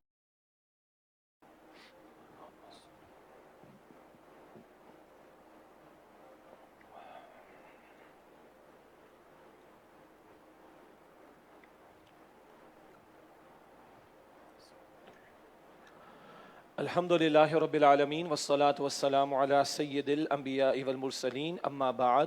اعوذ باللہ من الشیطان الرجیم، بسم اللہ الرحمن الرحیم. یا ایہا الناس اعبدوا ربکم الذی خلقکم والذین من قبلکم لعلکم تتقون. صدق اللہ العظیم. سورۃ البقرہ کا مطالعہ جاری ہے. پہلے 2 رکوعوں میں متقین اور پھر کافرین اور پھر منافقین کا ذکر آ گیا. اب تیسرا رکوع ہے سورہ البقرہ میں. تیسرے رکوع میں قرآن حکیم کی بنیادی دعوت ہمارے سامنے آئے گی. توحید ہے، رسالت ہے اور آخرت کا بیان. اور یہی تینوں موضوعات مستقل مکی صورتوں کے موضوعات ہیں. چنانچہ یہ تفصیلات توحید کے دلائل، اللہ تعالیٰ کا تعارف، اللہ تعالیٰ کی نشانیاں، اللہ تعالیٰ کی نعمتیں، آخرت کا بیان، جنت کا تذکرہ، جہنم کا تذکرہ، قیامت کی ہولناکی، قیامت کی پیشی، رسالت کے ذیل میں پیغمبروں کے واقعات، قوموں اور رسولوں کے درمیان کشاکش کا معاملہ، یہ مستقل موضوعات مکی صورتوں کے ہیں. یہ تفصیلات وہاں زیادہ آئیں گی انشاءاللہ. تو اب گویا کہ 2/3 قرآن پہلے آ چکا ترتیب نزول میں مکی صورتیں، ان کو گویا کہ مختصر انداز سے یہاں پر بیان کیا جا رہا ہے. تو قرآن حکیم کی بنیادی دعوت، توحید، رسالت اور آخرت کا تذکرہ. ارشاد ہوا سورہ البقرہ آیت نمبر 21، یا ایھا الناس اعبدوا ربکم، اے انسانوں اپنے رب کی عبادت کرو. دیگر رسولوں کا ذکر پڑھیں گے، مثلا سورہ اعراف میں آیت نمبر 59 نوح علیہ السلام فرمائیں گے اے میری قوم اللہ کی عبادت کرو. یہ رسول اللہ کی دعوت ہے، اے انسانوں رب کی عبادت کرو. پچھلے پیغمبروں کی دعوت مخصوص قوم، مخصوص وقت، مخصوص علاقے کے لیے. رسول اللہ علیہ السلام کی دعوت یونیورسل تمام انسانیت کے لیے. یا ایھا الناس اعبدوا ربکم، اے انسانوں اپنے رب کی عبادت کرو. الذی خلقکم، جس نے تمہیں پیدا فرمایا. والذین من قبلکم، اور تم سے پچھلے لوگوں کو پیدا فرمایا. لعلکم تتقون، تاکہ تم بچ سکو. ایک مراد عذاب سے بچ سکو، اور ایک ہے کہ رب کی عبادت کی طرف آؤ گے تو دنیا میں افراط اور تفرید کے دھکے کھانوں سے بچو گے. تو ادھر اعتدال کی زندگی گزارو گے اور کل قیامت کے دن اللہ کے عذاب سے بچ جاؤ گے. اس کی عبادت کرو. کون؟ اللہ. الذی جعل لکم الارض فراشا والسماء بناء، وہ اللہ جس نے تمہارے لیے زمین کو فرش اور آسمان کو چھت بنایا. وانزل من السماء ماء، اور آسمان سے پانی نازل فرمایا. فاخرج به من الثمرات رزقا لکم، پھر اس پانی کے ذریعے تمہارے کھانے کے لیے کچھ پھل نکالے. فلا تجعلوا للہ اندادا وانتم تعلمون، تو کسی کو اللہ کا مد مقابل نہ ٹھہراؤ جبکہ تم یہ بات جانتے ہو. خالق اللہ، رازق اللہ، مالک اللہ، محافظ اللہ، دینے والا اللہ، نقصان سے بچانے والا اللہ، راحت دینے والا اللہ. تو اسی کی عبادت کرو، اس کے ساتھ کسی کو شریک نہ کرو. قرآن حکیم کا چیلنج بیان ہو رہا ہے. وَإِن كُنتُمْ فِي رَيْبٍ مِّمَّا نَزَّلْنَا عَلَىٰ عَبْدِنَا، اور اگر تم شک میں ہو اس کلام کی سچائی کے بارے میں جو ہم نے اپنے خاص بندے صلی اللہ علیہ وسلم پر نازل کیا ہے، فَأْتُوا بِسُورَةٍ مِّن مِّثْلِهِ، تو اس طرح کی ایک صورت ہی لے کر آؤ. وَادْعُوا شُهَدَاءَكُم مِّن دُونِ اللَّهِ إِن كُنتُمْ صَادِقِينَ، اور اللہ کے سوا اپنے مددگاروں کو بھی بلا لو اگر تم سچے ہو. یہ قرآن حکیم کا چیلنج عربی زبان میں ہے اور لغہ فصیح میں عربی مبین میں ہے. اولین مخاطب جو ایڈریسی تھے وہ عرب تھے، اور ان کو اپنی زبان پر بڑا ناز تھا. وہ نان عربس کو عجم کہتے تھے، گونگے، ان کو تو بولنا نہیں آتا. عربوں کو اپنی زبان پر بڑا زعم، بڑا گھمنڈ، بڑا ناز تھا. اچھا تمہاری زبان عربی ہے، اس قرآن جیسی مثال تو بڑی بات ہے. یہ چیلنج مکی صورتوں میں بھی آ چکا ہے پہلے، وہ ہم بعد میں پڑھیں گے. پورا قرآن 10 صورتیں، ایک صورت، اور آخر میں اللہ فرماتا ہے مم مثلہ، ایک صورت سے ملتی جلتی ہی کوئی صورت لے کر آ جاؤ. لیکن یہ قبول نہ کر سکے اس چیلنج کو. اس نقطے پر تفاسیر دیکھیے گا، اعجاز قرآن کا معاملہ، قرآن کی فصاحت، بلاغت، معجزانہ پہلو، اس کا الٹیمیٹ میریکل ہونا، بہت کچھ مفسرین نے بیان فرمایا الحمدللہ. لیکن یہ رسالت کی طرف بھی اشارہ، جو قرآن محمد مصطفیٰ علیہ السلام کو عطا ہوا، اس کی مثل تو مشکل دور کی بات، اس کی ایک صورت سے ملتی جلتی صورت ہی پیش کر کے دکھا دو، ان کنتم صادقین، اگر تم سچے ہو. اب اللہ کا انداز دیکھیں، فَإِن لَمْ تَفْعَلُوا وَلَمْ تَفْعَلُوا، پھر اگر تم ایسا نہ کر سکو اور ہرگز نہ کر سکو گے. اللہ اکبر. قرآن شروع ہوتا ہے لا ریب فیہ، اس میں کوئی شک نہیں. دنیا کا بڑے سے بڑا فلاسفر، بڑے سے بڑا سائنٹسٹ کبھی نہیں کہہ سکتا کہ میرے کلام کو کوئی چیلنج نہیں کر سکتا، کبھی بھی نہیں کہہ سکتا. یہ صرف خالق نے کہا اس میرے کلام میں کوئی شک نہیں، اور کوئی نہیں کہہ سکتا کہ جیسا کوئی نہیں کر سکتا. صرف خالق کہتا ہے کہ تم ہرگز نہیں کر سکتے. یہ جو وزن ہے الفاظ کا، یہ قرآن کی صداقت کی دلیل ہمارے سامنے رکھ رہا ہے. فاتقوا النار، ڈرو آگ سے جہنم کی. یہ آخرت آ گئی، رسالت بھی آ گئی، آخرت کا بیان. التی وقودها الناس والحجارہ، اس آگ سے ڈرو جس کا ایندھن آدمی اور پتھر ہیں. پتھر سے ایک مراد بت بھی ڈالے جائیں گے، آگے ذکر آتا رہے گا. اور پتھر سے جو کوئلہ بنتا ہے، اس کی جو گرمی کی شدت ہے وہ بہت زیادہ ہوا کرتی. اللہ جہنم کے عذاب سے ہم سب کی حفاظت فرمائے. اعدت للکافرین، جو کافروں کے لیے تیار کی گئی ہے. اس کے برعکس فرمایا وبشر الذین آمنوا وعملوا الصالحات، اور ان لوگوں کو خوشخبری سنا دیجئے جو ایمان لائے اور جنہوں نے نیک اعمال کیے. سن لیجئے بھائی، صرف ایمان لائے نہیں، بار بار قرآن پاک کہتا ہے اور جنہوں نے نیک اعمال کیے. ماننا ہے اللہ کو اور اللہ کی ماننی، ماننا ہے رسول اللہ علیہ السلام کو، رسول اللہ علیہ السلام کی ماننی ہے. اللہ ہمیں توفیق عطا فرمائے. کن کے لیے بشارت جنت کی؟ وبشر الذین آمنوا وعملوا الصالحات، اور ان لوگوں کو خوشخبری دے دیجئے جو ایمان لائے اور نیک اعمال جنہوں نے کیے. ان لہم جنات، بے شک ان کے لیے ایسے باغات ہیں، تجری من تحتها الانہار، جن کے نیچے سے نہریں بہتی ہیں. کلما رزقوا منها من ثمرۃ رزقا، جب بھی ان کو ان باغات میں سے کوئی پھل کھانے کو دیا جائے گا، قالوا، تو وہ کہیں گے ھذا الذی رزقنا من قبل، کہ یہ تو وہی ہے جو ہمیں اس سے پہلے دیا گیا تھا. واتوا بہ متشابہا، حالانکہ انہیں صورت میں اس سے ملتا جلتا پھل دیا جائے گا. سبحان اللہ. صورت وہی ہوگی، دنیا میں سیب کھاتے ہو جنت میں بھی سیب کھانا، انار کھاتے ہو جنت میں بھی انار کھانا. کچھ لوگ کہتے ہیں بھائی آم کا ذکر قرآن میں نہیں، وہ آ جائے گا انشاءاللہ تعالی. لفظ آم نہیں آئے گا، ہر طرح کے پھل آ جائیں گے. تو دنیا میں جو تھا، ہاں یہ تو سیب، مگر وہاں کا سیب ہوگا. اور ایک اور بات، ہر مرتبہ جب عطا ہوگا تو اس کا ٹیسٹ ڈیفرنٹ ہوگا. کہا جاتا ہے یہ جو زبان ہماری چٹخارے مانگتی ہے نا، یہ میکسیمم 8 سے 10 ہزار ٹیسٹ کو ٹیسٹ کر سکتی ہے، 8 سے 10 ہزار ذائقے کو فیل کر سکتی ہے میکسیمم. اور مفسرین لکھتے ہیں ہر مرتبہ جب عطا ہوگا تو اس کا ذائقہ ڈیفرنٹ ہوگا. دس از the جنہ آف اللہ سبحانہ وتعالی، unimaginable. اگر جنت بھی امیجنیبل ہو تو بھی جنت کہاں ہے؟ تو جنت وہ ہے ما لا عین رأت ولا اذن سمعت ولا خطر علی قلب بشر. بخاری کی حدیث اور حدیث قدسی، نہ کسی آنکھ نے کبھی دیکھا، نہ کسی کان نے اس کے بارے میں سنا، نہ کسی کے دل میں اس کا خیال آیا. سبحان اللہ. وَأُتُوا بِهِ مُتَشَابِهًا، حالانکہ انہیں صورت میں اس سے ملتا جلتا پھل دیا جائے گا. صورت ہوگی وہ جو دنیا میں تم دیکھتے تھے، پھل مختلف، لیکن ذائقے، تاثیر، سبحان اللہ، ڈفرنٹ، سائز ڈفرنٹ. سبحان اللہ. وَلَهُمْ فِيهَا أَزْوَاجٌ مُطَهَّرَةٌ، اور ان کے لیے وہاں پاکیزہ بیویاں ہوں گی. وَهُمْ فِيهَا خَالِدُونَ، اور وہ ان باغات میں ہمیشہ رہیں گے. جب یہ مقامات آئیں دعا کرنی چاہیے، اللہم انا نسألک جنت الفردوس، اے اللہ ہم تجھ سے جنت الفردوس کا سوال کرتے ہیں. یہ تو 3 عقائد آ گئے، توحید کا ذکر، رسالت کا بیان، آخرت کا تذکرہ آ گیا. اب ایک مثال اللہ تعالیٰ دے رہا ہے مچھر کی. ہوا کیا، لوگ یہ کہتے ہیں قرآن پاک میں نمل، چیونٹی، نحل شہد کی مکھی، عنکبوت، اسپائڈر جسے ہم کہتے ہیں، مکڑی، یہ مثالیں قرآن پاک دیتا ہے. تو قرآن پاک یہاں پر فرما رہا اللہ مچھر کی بھی دے سکتا ہے اور اس سے کمتر حقیر شے کی بھی دے سکتا ہے. کیوں؟ جب کوئی ایشو سمجھانا ہے تو ایگزامپل وہ دی جائے گی جس سے وہ ایشو سمجھ میں آ سکے. تو اللہ تعالیٰ فرما رہا ہے اس طرح کی بحث کرنے والے، اعتراض کرنے والوں کے لیے، ان اللہ لا یستحیی، بے شک اللہ تعالیٰ اس بات سے جھجک محسوس نہیں فرماتا، ان یضرب مثلا ما بعودۃ فما فوقہا، کہ مچھر یا اس سے بڑھ کر کسی حقیر شے کی مثال بیان فرمائے. یہ مثالیں اللہ نے دی ہیں قرآن کریم میں، اور آگے چلیں گے نا تو کتے کی بھی مثال قرآن کریم میں، خنزیر کی بھی مثال قرآن کریم میں ہے، اور گدھے کی بھی مثال قرآن کریم میں ان لوگوں کے لیے جنہوں نے اللہ کی کتاب کو پس پش ڈالا اور اللہ کے احکامات کی خلاف ورزی کی ہے. یہ مثالیں آئیں گی.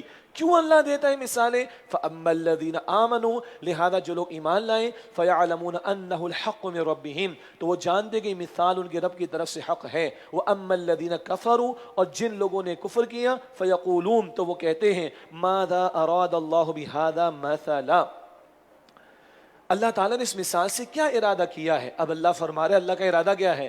یضل بہ کثیرا، اس مثال سے اللہ بہت سے لوگوں کو گمراہ کرنے کا فیصلہ کرتا ہے. ویہدی بہ کثیرا، اور اس سے بہت سے لوگوں کو ہدایت عطا فرماتا ہے. سبحان اللہ. قرآن کیا ہے؟ قرآن کا پہلا انٹروڈکشن بک آف گائیڈنس، ھدی للمتقین، ہم نے پڑھا آیت نمبر 2 میں، ھدی للناس آیت نمبر 185 البقرہ میں. Primarily Quran is a book of guidance. تو یہ مثالیں کیوں دی گئی؟ ہدایت کے لیے. اب کچھ لوگ گمراہی کی طرف جائیں گے، جن کے دل میں ٹیڑھ ہوگا گمراہی کی طرف جائیں گے، اور کچھ لوگ ہدایت پائیں گے جن میں ہدایت کی طلب ہوگی. اللہ ہم سب کو عطا فرمائے، اللہ ہم سب کو عطا فرمائے. اللہ انہیں ایک ایک مثال سے اللہ تعالیٰ ہدایت دے گا. تو اس مثال سے، ایسی مثال سے اللہ کچھ کو گمراہ کرنے کا فیصلہ کرتا ہے اور اللہ کچھ لوگوں کو ہدایت عطا فرماتا ہے.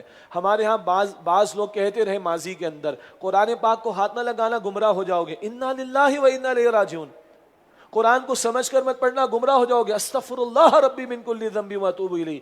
And they quote this verse of the قرآن، یہ آیت کوٹ کرتے ہیں. او بھائی یہاں مثال کی بات ہے نمبر 1، اور نمبر 2 یس اللہ آگے یہ بتا رہا ہے گمراہ کون ہوں گے. سبحان اللہ. اللہ نے خود جواب دے دیا کہ گمراہ کون ہوں گے. فرمایا وما یضل بہ الا الفاسقین، اور اس سے وہ صرف نافرمانوں کو ہی گمراہ کرتا ہے. کون نافرمان؟ الذین ینقضون عہد اللہ، جو اللہ سے کیے ہوئے عہد کو توڑتے ہیں. بلکہ اس کے ساتھ آگے فرمایا من بعد میثاقہ، اسے پختہ کرنے کے بعد. اور نمبر 2 جرم کیا ہے؟ وَيَقْطَعُونَ مَا أَمَرَ اللَّهُ بِهِ أَن يُوصَلَ، اور ان رشتوں کو کاٹتے ہیں جنہیں اللہ نے جوڑنے کا حکم دیا ہے. اور نمبر 3 وَيُفْسِدُونَ فِي الْأَرْضِ، اور زمین میں فساد مچاتے ہیں. اللہ نے خود بتا دیا کون گمراہ ہوں گے. نمبر 1 اللہ کے عہد کو توڑتے ہیں. اللہ نے ایک وعدہ سارے انسانوں سے لیا عالم ارواح میں. الاعراف، سورہ آراف آیت 172 میں آئے گا. اپنے رب ہونے کا اقرار ہم سے اللہ نے لیا کہ اللہ ہمارا رب ہے. الاعراف آیت 172 میں بات آئے گی. اور جب دنیا میں آئے اللہ نے کتابیں بھیجی، پیغمبر بھیجے اس عہد کو، اس وعدے کو یاد دلانے کے لیے. تو جو اللہ کی بندگی کا عہد کیے بیٹھے یا اس کو رب مانے بیٹھے اور اس کی عبادت نہیں کرتے، نمبر 1 وہ گمراہی کی طرف. نمبر 2 ان رشتوں کو کاٹنے جن کو اللہ تعالیٰ نے جوڑے رکھنے کا حکم دیا. یہ صلہ رحمی کی بات ہو رہی، بلڈ ریلیشنز، کنشپ، رحمی رشتے، خونی رشتے، جو ان کو کاٹے وہ حقوق العباد کو پامال کرتے ہیں. تو اللہ کا حق پامال کرنے والے، بندوں کا حق پامال کرنے والے. نمبر 3 وَيُفْسِدُونَ فِي الْأَرْضِ، اور جو زمین میں فساد مچاتے ہیں. البقرہ کے دوسرے رکوع میں ہم نے سمجھا منافقین کہتے ہیں ہم اصلاح کرنے والے، اللہ فرماتے ہیں فساد مچانے والے. سب سے بڑا فساد کیا ہے؟ اللہ کے راستے میں روڑے اٹکانا، اللہ کی راہ میں روڑے اٹکانا، رکاوٹیں ڈالنا، ہرڈلز ڈالنا، روکنا لوگوں کو اللہ کے دین سے. یہ جو جرائم کریں گے وہ فاسق، ان کو گمراہی ملے گی. یہ قرآن خود بتا رہا ہے بھائی. اور کن کو ہدایت ملے گی؟ سبحان اللہ. قرآن سے پوچھئے سورہ شورى آیت نمبر 13، یہدی الیہ من ینیب، اللہ اسے ہدایت دیتا ہے جو اللہ کی طرف رجوع کرنے والا ہو. اللہ اسے ہدایت دیتا ہے جو اللہ کی طرف رجوع کرنے والا ہو. سورہ شورى آیت نمبر 13 میں اللہ تعالیٰ خود بیان فرماتا ہے. تو ہم اور آپ طلب و تڑپ رکھیں قرآن کی ایک ایک آیت میں خدا کی قسم اٹھا کر کہہ تو ہدایت دے گی. ایک ایک آیت آپ کو مجھے ہدایت دے گی انشاءاللہ. اور لگے گا یہ قرآن آپ کے میرے لیے، اللہ کہتے ہیں تمہارے لیے. سورہ انبیاء آیت نمبر 10 فی ذکرکم، تمہارا ذکر اس میں موجود ہے. طلب تو پیدا کرو، تڑپ تو پیدا کرو، اللہ ہمیں عطا فرمائے۔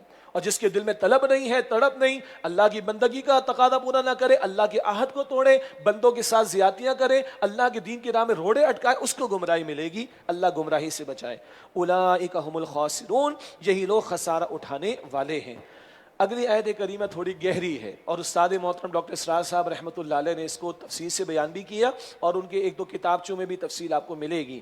کیف تکفرون باللہ، تم کیسے اللہ تعالیٰ کے ساتھ کفر کرتے ہو، وکنتم امواتا، جبکہ تم مردہ تھے، فاحیاکم، تو اللہ نے تمہیں زندہ فرمایا، ثم یمیتکم، پھر وہ تمہیں موت دے گا، ثم یحییکم، پھر وہ تمہیں زندہ فرمائے گا، ثم الیہ ترجعون، پھر تم اسی کی طرف لوٹائے جاؤ گے۔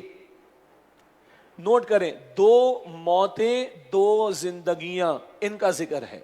سادہ سی بات، سارے انسانوں کی زندگی شروع ہوئی جب ہماری روحوں کو پیدا کیا گیا۔ سورہ آراف آیت 172، وہ آغاز ہے زندگی کا۔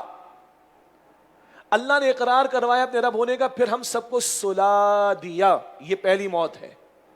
وہ آغاز زندگی، یہ پہلی موت، روح سلا دی گئی۔ دنیا میں اللہ نے جسم اور روح کو ملا دیا، یہ باقاعدہ زندگی پہلی عطا ہو گئی۔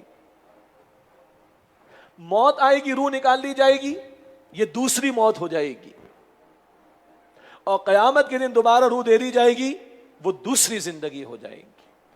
تو آغاز زندگی وہ روح کا عطا ہونا، وہ سورہ آراف 172 آیت نمبر۔ روح سلائی گئی، پہلی موت۔ دنیا میں جسم روح ملا دیا گیا، پہلی زندگی باقاعدہ۔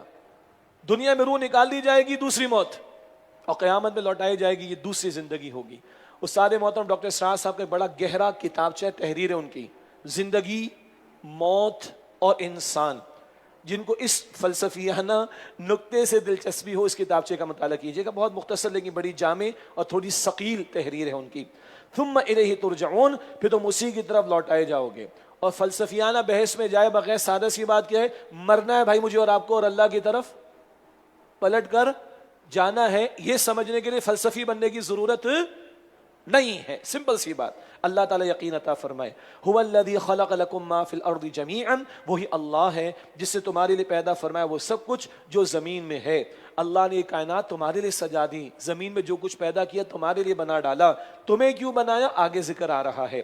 ثم استوى الى السماء فسواهن سبع سماوات، پھر وہ آسمان کی طرف متوجہ ہوا، فسواهن سبع سماوات، تو ان کو ٹھیک 7 آسمان بنا دیا۔ قرآن کریم میں زمین و آسمان کے الفاظ عموم کے اعتبار سے کائنات کے بیان کے لیے بھی آتے ہیں۔ 1 2 7 آسمانوں کی کیفیت ہم نہیں سمجھ سکتے۔ معراج کی شب حضور کو تو سب کچھ دکھایا گیا صلی اللہ علیہ وسلم، مگر اس کو ابھی ہم پروف نہیں کر سکے سائنٹیفکلی، مگر قرآن بتاتے ہیں ہمارے ایمان ہے کہ 7 آسمان ہیں۔ وَهُوَ بِكُلِّ شَيْءٍ عَلِيمٌ، اور وہ اللہ ہر شے کا خوب علم رکھنے والا ہے۔ اگلا رکوع شروع ہوتا ہے اور قرآن حکیم کا فلسفہ۔ فلسفہ کس معنی میں؟ فلسفے کے میدان کے 3 بنیادی سوالات ہیں۔ یہ نظر آ رہا ہے یہ سب کچھ ہے کیا؟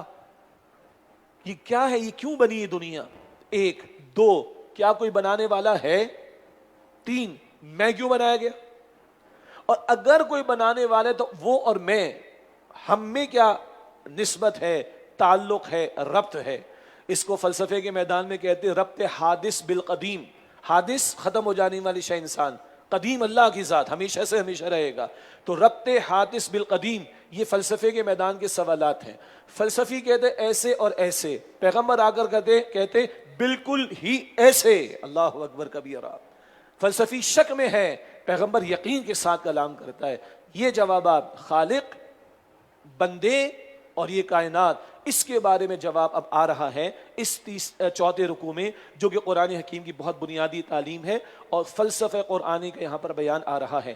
وَإِذْ قَالَ رَبُّكَ لِلْمَلَائِكَةِ، اور یاد کرو جب تمہارے رب نے فرشتوں سے فرمایا اِنِّي جَاعِلٌ فِي الْأَرْضِ خلیفہ، کہ میں زمین میں خلیفہ بنانے والا ہوں۔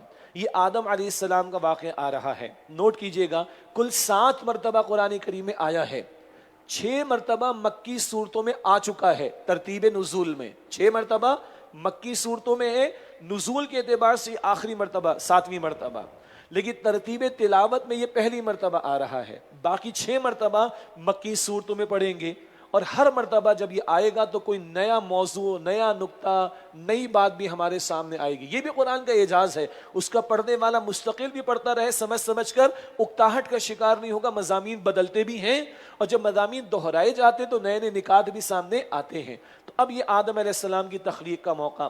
وَإِذْ قَالَ رَبُّكَ لِلْمَلَائِكَةِ إِنِّي جَاعِلٌ فِي الْأَرْضِ خَلِيفَةً, اور یاد کرو جب تمہارے رب نے فرشتوں سے فرمایا کہ میں زمین میں ایک خلیفہ بنانے والا ہوں. لفظ خلیفہ بڑا پیارا لفظ ہے.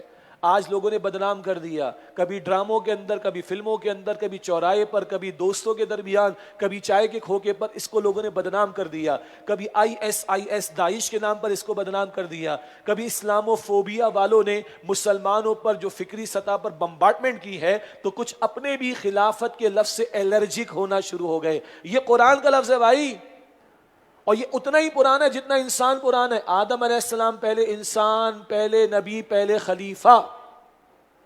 خلافت کو تو سمجھو نا. خلیفہ کا ترجمہ جانشین بھی کیا جاتا ہے, نیابت کرنے والا بھی کیا جاتا ہے, بہتر ترجمہ نمائندگی کرنے والا. تو اللہ نے انبیاء کو نمائندگی کے لیے بھیجا, اور ختم نبوت کے بعد یہ نمائندگی امت مسلمہ کے کاندھوں پر ہے. اب یہ خلافت کی ذمہ داری اجتماعی ہے. مزید تفصیلات آئیں گی انشاءاللہ. قالوا, فرشتوں نے کہا, اتجعل فیہا من یفسد فیہا ویسفک الدماء, تو انہوں نے عرض کیا اے اللہ کیا تو اس زمین میں اسے خلیفہ بناتا ہے جو اس میں فساد مچائے گا اور خون بہائے گا. وَنَحْنُ نُسَبِّحُ بِحَمْدِكَ وَنُقَدِّسُ لَكَ, اور ہم تیری حمد کے ساتھ تیری تسبیح کرتے ہیں اور تیری پاکیزگی بیان کرتے ہیں. قال, اللہ نے فرمایا, انی اعلم ما لا تعلمون, بے شک میں وہ جانتا ہوں جو تم نہیں جانتے. ایک رائے ہے کہ جنات کیونکہ پہلے پیدا ہو چکے تھے انسانوں سے, اور جنات کو اللہ نے اختیار دیا تھا نیکی بدی دونوں کا. انہوں نے بڑا ستیہ ناس کیا دنیا کے اندر, بڑا فساد مچایا, تو اپنے اختیار کو غلط استعمال کر کے سرکشی میں مبتلا ہوئے. فرشتوں نے ایک اندیشے کا اظہار کیا, اے اللہ ایک اور مخلوق تو بنا رہا ہے, اس کو اگر تو اختیار دے گا تو پھر دوبارہ سرکشی تو نہیں ہو جائے گی. ایک تو یہ. دوسرا, ایک مفسرین نے نقطہ بیان کیا, شاید فرشتوں کے اپنے اندر بھی خواہش پیدا ہوئی ہو. فرشتے بھی ذی شعور ہستی ہیں. they have the conscious, they have the opinion, آئے گا ذکر انشاءاللہ. ان کا شعور بھی ہے, وہ رائے رکھتے بھی ہیں, رائے بیان بھی کرتے ہیں, یہ پڑھیں گے انشاءاللہ تعالی ہم. تو شاید فرشتوں کے دل میں بھی تھا, ہم بھی تو پڑھے ہیں, راہوں میں ہم آپ کی تسبیح کرتے ہیں, تقدیس کرتے ہیں, کچھ ہمیں بھی. اللہ نے فرمایا کہ نہ, بے شک میں وہ جانتا ہوں جو تم نہیں جانتے. اب اللہ تعالیٰ آدم علیہ السلام کا ذکر فرما رہا ہے, اور خلافت زمین پر ہوگی. زمین کا انتظام چلانا ہے, زمین کا انتظام چلانے کے لیے علم چاہیے ہے. تو اللہ دو علوم کا ذکر کر رہا ہے, ایک آیت 31 میں علم الاسماء, اور ایک آیت نمبر 38 میں علم الوحی, علم ہدایت جس کو ہم کہتے ہیں.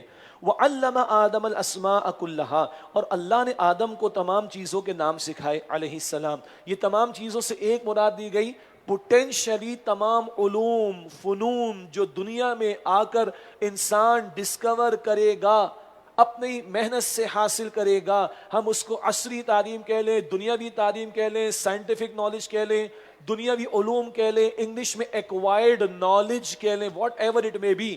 اس دنیا کا نظام چلانے کے لیے وسائل کا علم ہونا, مسائل کا علم ہونا, یہ سب کچھ علم الاسماء, اشیاء کے علم کے ٹیگ میں آ جاتا ہے.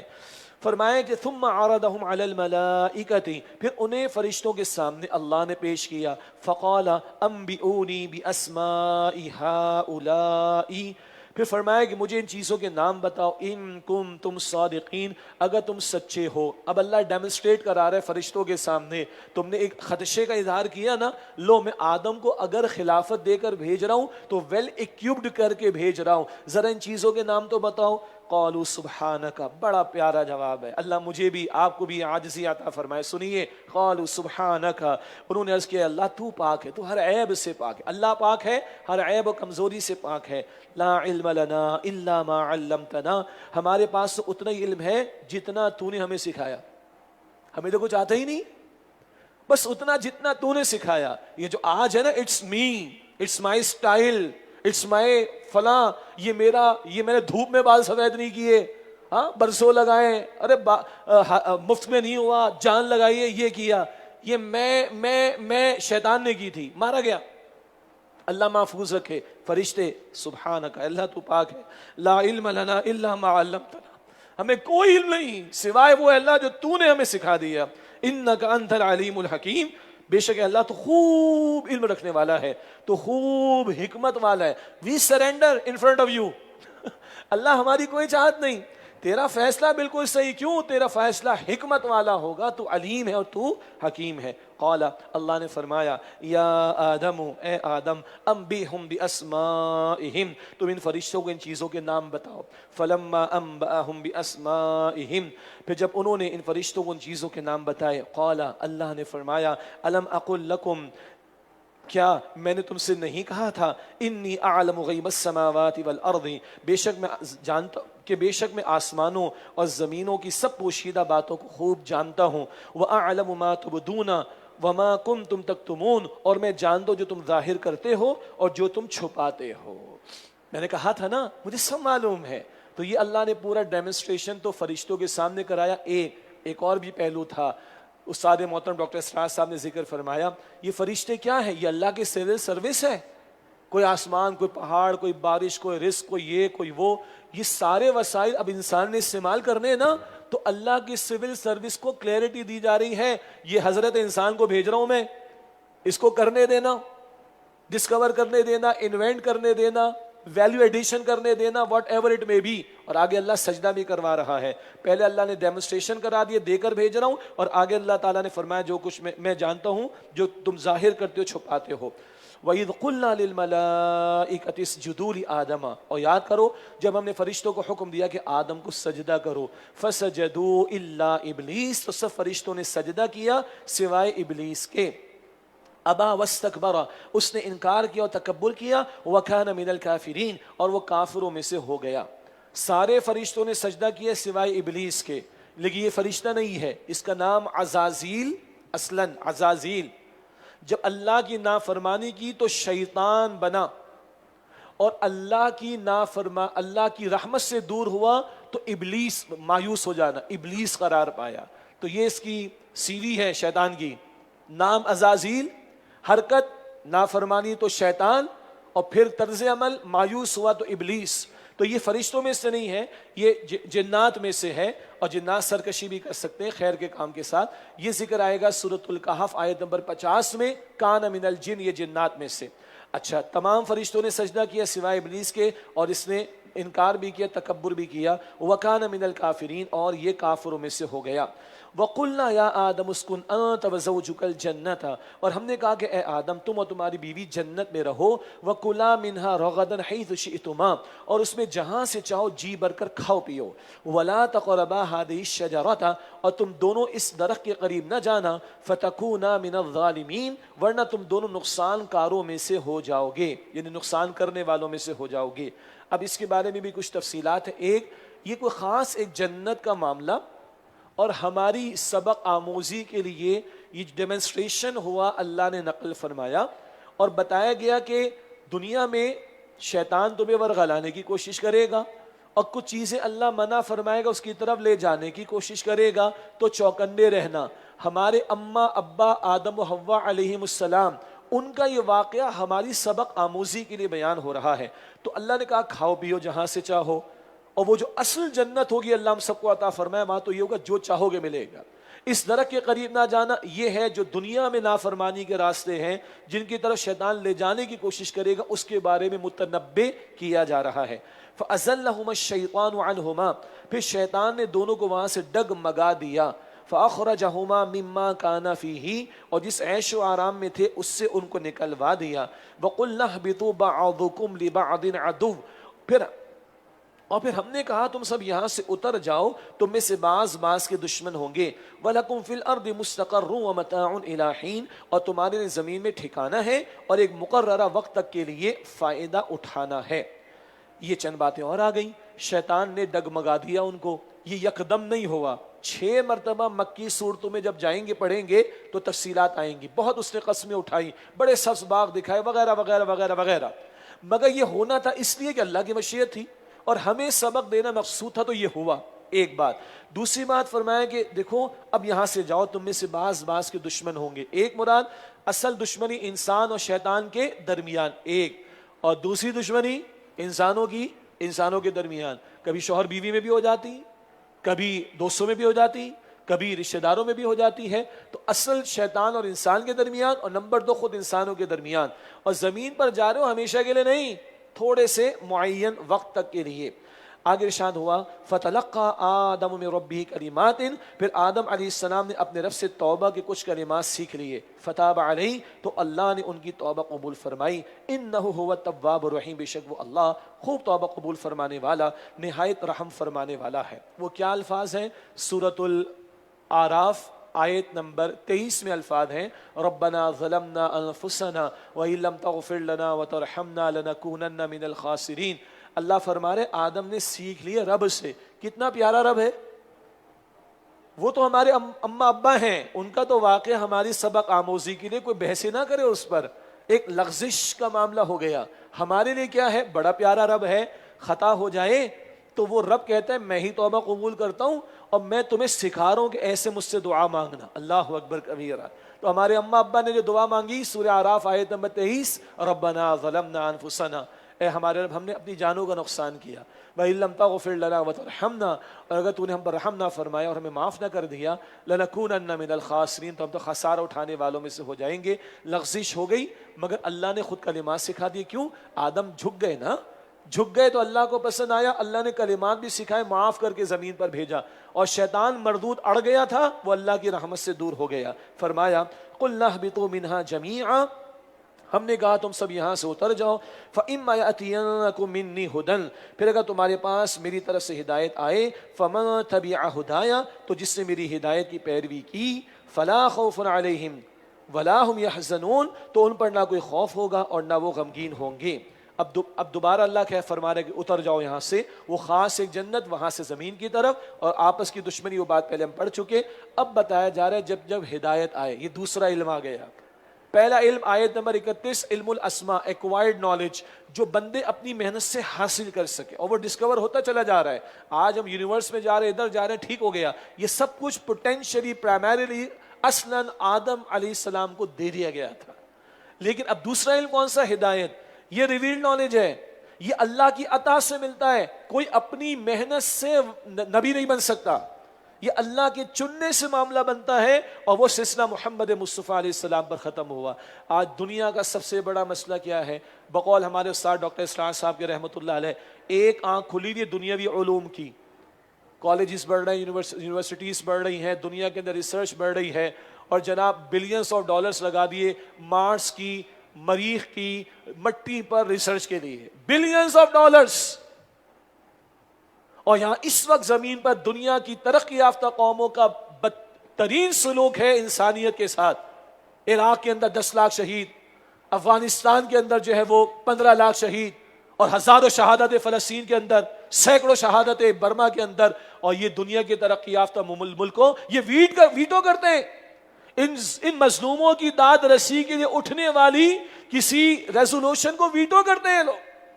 یہ ایک آنکھ خوب کھلی ہوئی انسان کی، دنیا میں آگے سے آگے، آگے سے آگے، آگے سے آگے، اور دوسری آنکھ بند ہو گئی وہی والی، ہدایت کے علم والی. اس لیے آج دنیا ذلیل اور رسوا ہے. اس لیے آج دنیا میں ترقی بڑھ رہی مگر ظلم بڑھ رہا ہے، ٹینشن بڑھ رہی، بیماریاں بڑھ رہی، مسائل بڑھ رہے، بے سکونی بڑھ رہی، بے آرامی بڑھ رہی. For what? پہلی وحی کی پہلی آیت اقرا بسم ربک، پڑھو مگر اپنے رب کے نام کے ساتھ. رب کا نام بھلا کر پڑھے جا رہے.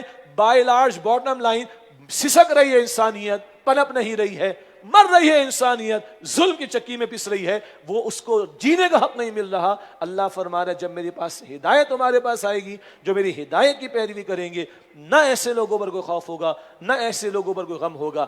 یہ دور ہے ترجمہ قرآن کی محفل، یہ قرآن سے جوڑنے کی بات بھائی. اسی لیے دنیا جہاں کا علم حاصل کر رکھا ہے، what about the book of Allah سبحانہ وتعالی، دنیا جہاں کی ریسرچ ہو رہی ہے، what about the guidance from Allah سبحانہ وتعالی. اور کافروں سے کیا ہم شکوہ کریں؟ مسلمانوں کے پاس 1% لوگ نہیں ہماری سوسائٹی میں جنہوں نے قرآن کو زندگی میں ایک مرتبہ مکمل ترجمے کے ساتھ پڑھا ہو.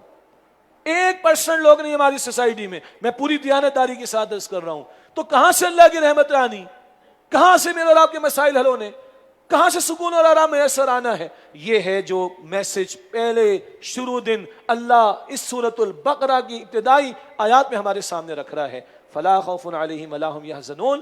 ایسے لوگوں پر نہ کوئی خوف ہوگا اور نہ وہ غمگین ہوں گے۔ اس کے برعکس فرمایا والذین کفروا وکذبوا بآیاتنا، اور جن لوگوں نے کفر کیا اور ہماری آیتوں کو جھٹلایا، اولئک اصحاب النار، وہ لوگ جہنم کی آگ والے ہیں، ہم فیہا خالدون، وہ اس میں ہمیشہ رہیں گے۔ اللہم اجرنا من النار، اے اللہ ہم سب کو آگ کے عذاب سے محفوظ فرما۔ اللہ تعالیٰ آپ لوگوں کو جزائے خیر عطا فرمائے۔ آپ اس مجلس میں شریک ہیں، بشارتیں بھی سن لیں بھائی، صرف ڈرانا نہیں آتا ہمیں، بشارتیں بھی اللہ کا کلام سناتا ہے۔ جو لوگ لائیو ہمیں دیکھ رہے ہیں وہ بھی بشارت دنیا کے کسی بھی کونے میں دیکھ رہے ہوں۔ اللہ کے پیغمبر نے فرمایا صلی اللہ علیہ وسلم خیرکم من تعلم القرآن وعلمہ، تم میں سے بہترین وہ ہے جو قرآن حکیم سیکھیں اور دوسروں کو سکھائیں، بخاری شریف کی حدیث۔ اللہ کے رسول نے فرمایا صلی اللہ علیہ وسلم، مسلم شریف کی روایت، جب کبھی اللہ کے بندے اور بندیاں بھی شامل، اللہ کے بندے کسی گھر میں، اللہ کے گھر میں سے کسی گھر میں جمع ہوں، اول مسجدیں، پھر حدیث میں آتے ہیں ساری زمین اس امت کے لیے مسجد بنا دی گئی، تبھی تو عشاء ادا کی یہاں پر، تبھی تو تراویح بھی ادا کر رہے ہیں الحمدللہ۔ تو جہاں کہیں بھی اللہ کے بندے جمع ہوں اور قرآن کے پڑھنے پڑھانے کے لیے، سیکھنے سکھانے کے لیے، اللہ 4 برکتیں عطا فرماتا ہے۔ نمبر 1، اللہ کی رحمت ان کو ڈھانپ لیتی ہے، اللہ یقین عطا فرمائے۔ اللہ سکینت کی کیفیت ان کو عطا فرماتا ہے۔ نمبر 3، اللہ کے فرشتے سبحان اللہ وہ گواہ بنتے ہیں، وہ گھیر لیتے ہیں۔ اور نمبر 4، اللہ اپنے ایسے بندوں کا ذکر ملائے اعلیٰ میں اپنے مقرب فرشتوں کے سامنے کرتا ہے، یہ میرے بندے بیٹھے ہیں میرے قرآن کو سیکھنے کے لیے۔ اللہ تعالیٰ یہ اجر مجھے اور آپ کو بھی عطا فرمائے۔ پھر رمضان کی مجلس ہو، اللہ اکبر، 1 کا 70 ملتا ہے نا، نفل کا فرض کے برابر ملتا ہے۔ عام دنوں میں 1 حرف کی تلاوت کریں، 1 حرف کی تلاوت چاہے بغیر سمجھے کریں 10 نیکی ہیں۔ رمضان میں کتنی ہو جائیں گی؟ سبحان اللہ 700 ہو جائیں گی اور بڑھ جائیں گی۔ 1 حرف کی تلاوت پر 10 نیکیاں۔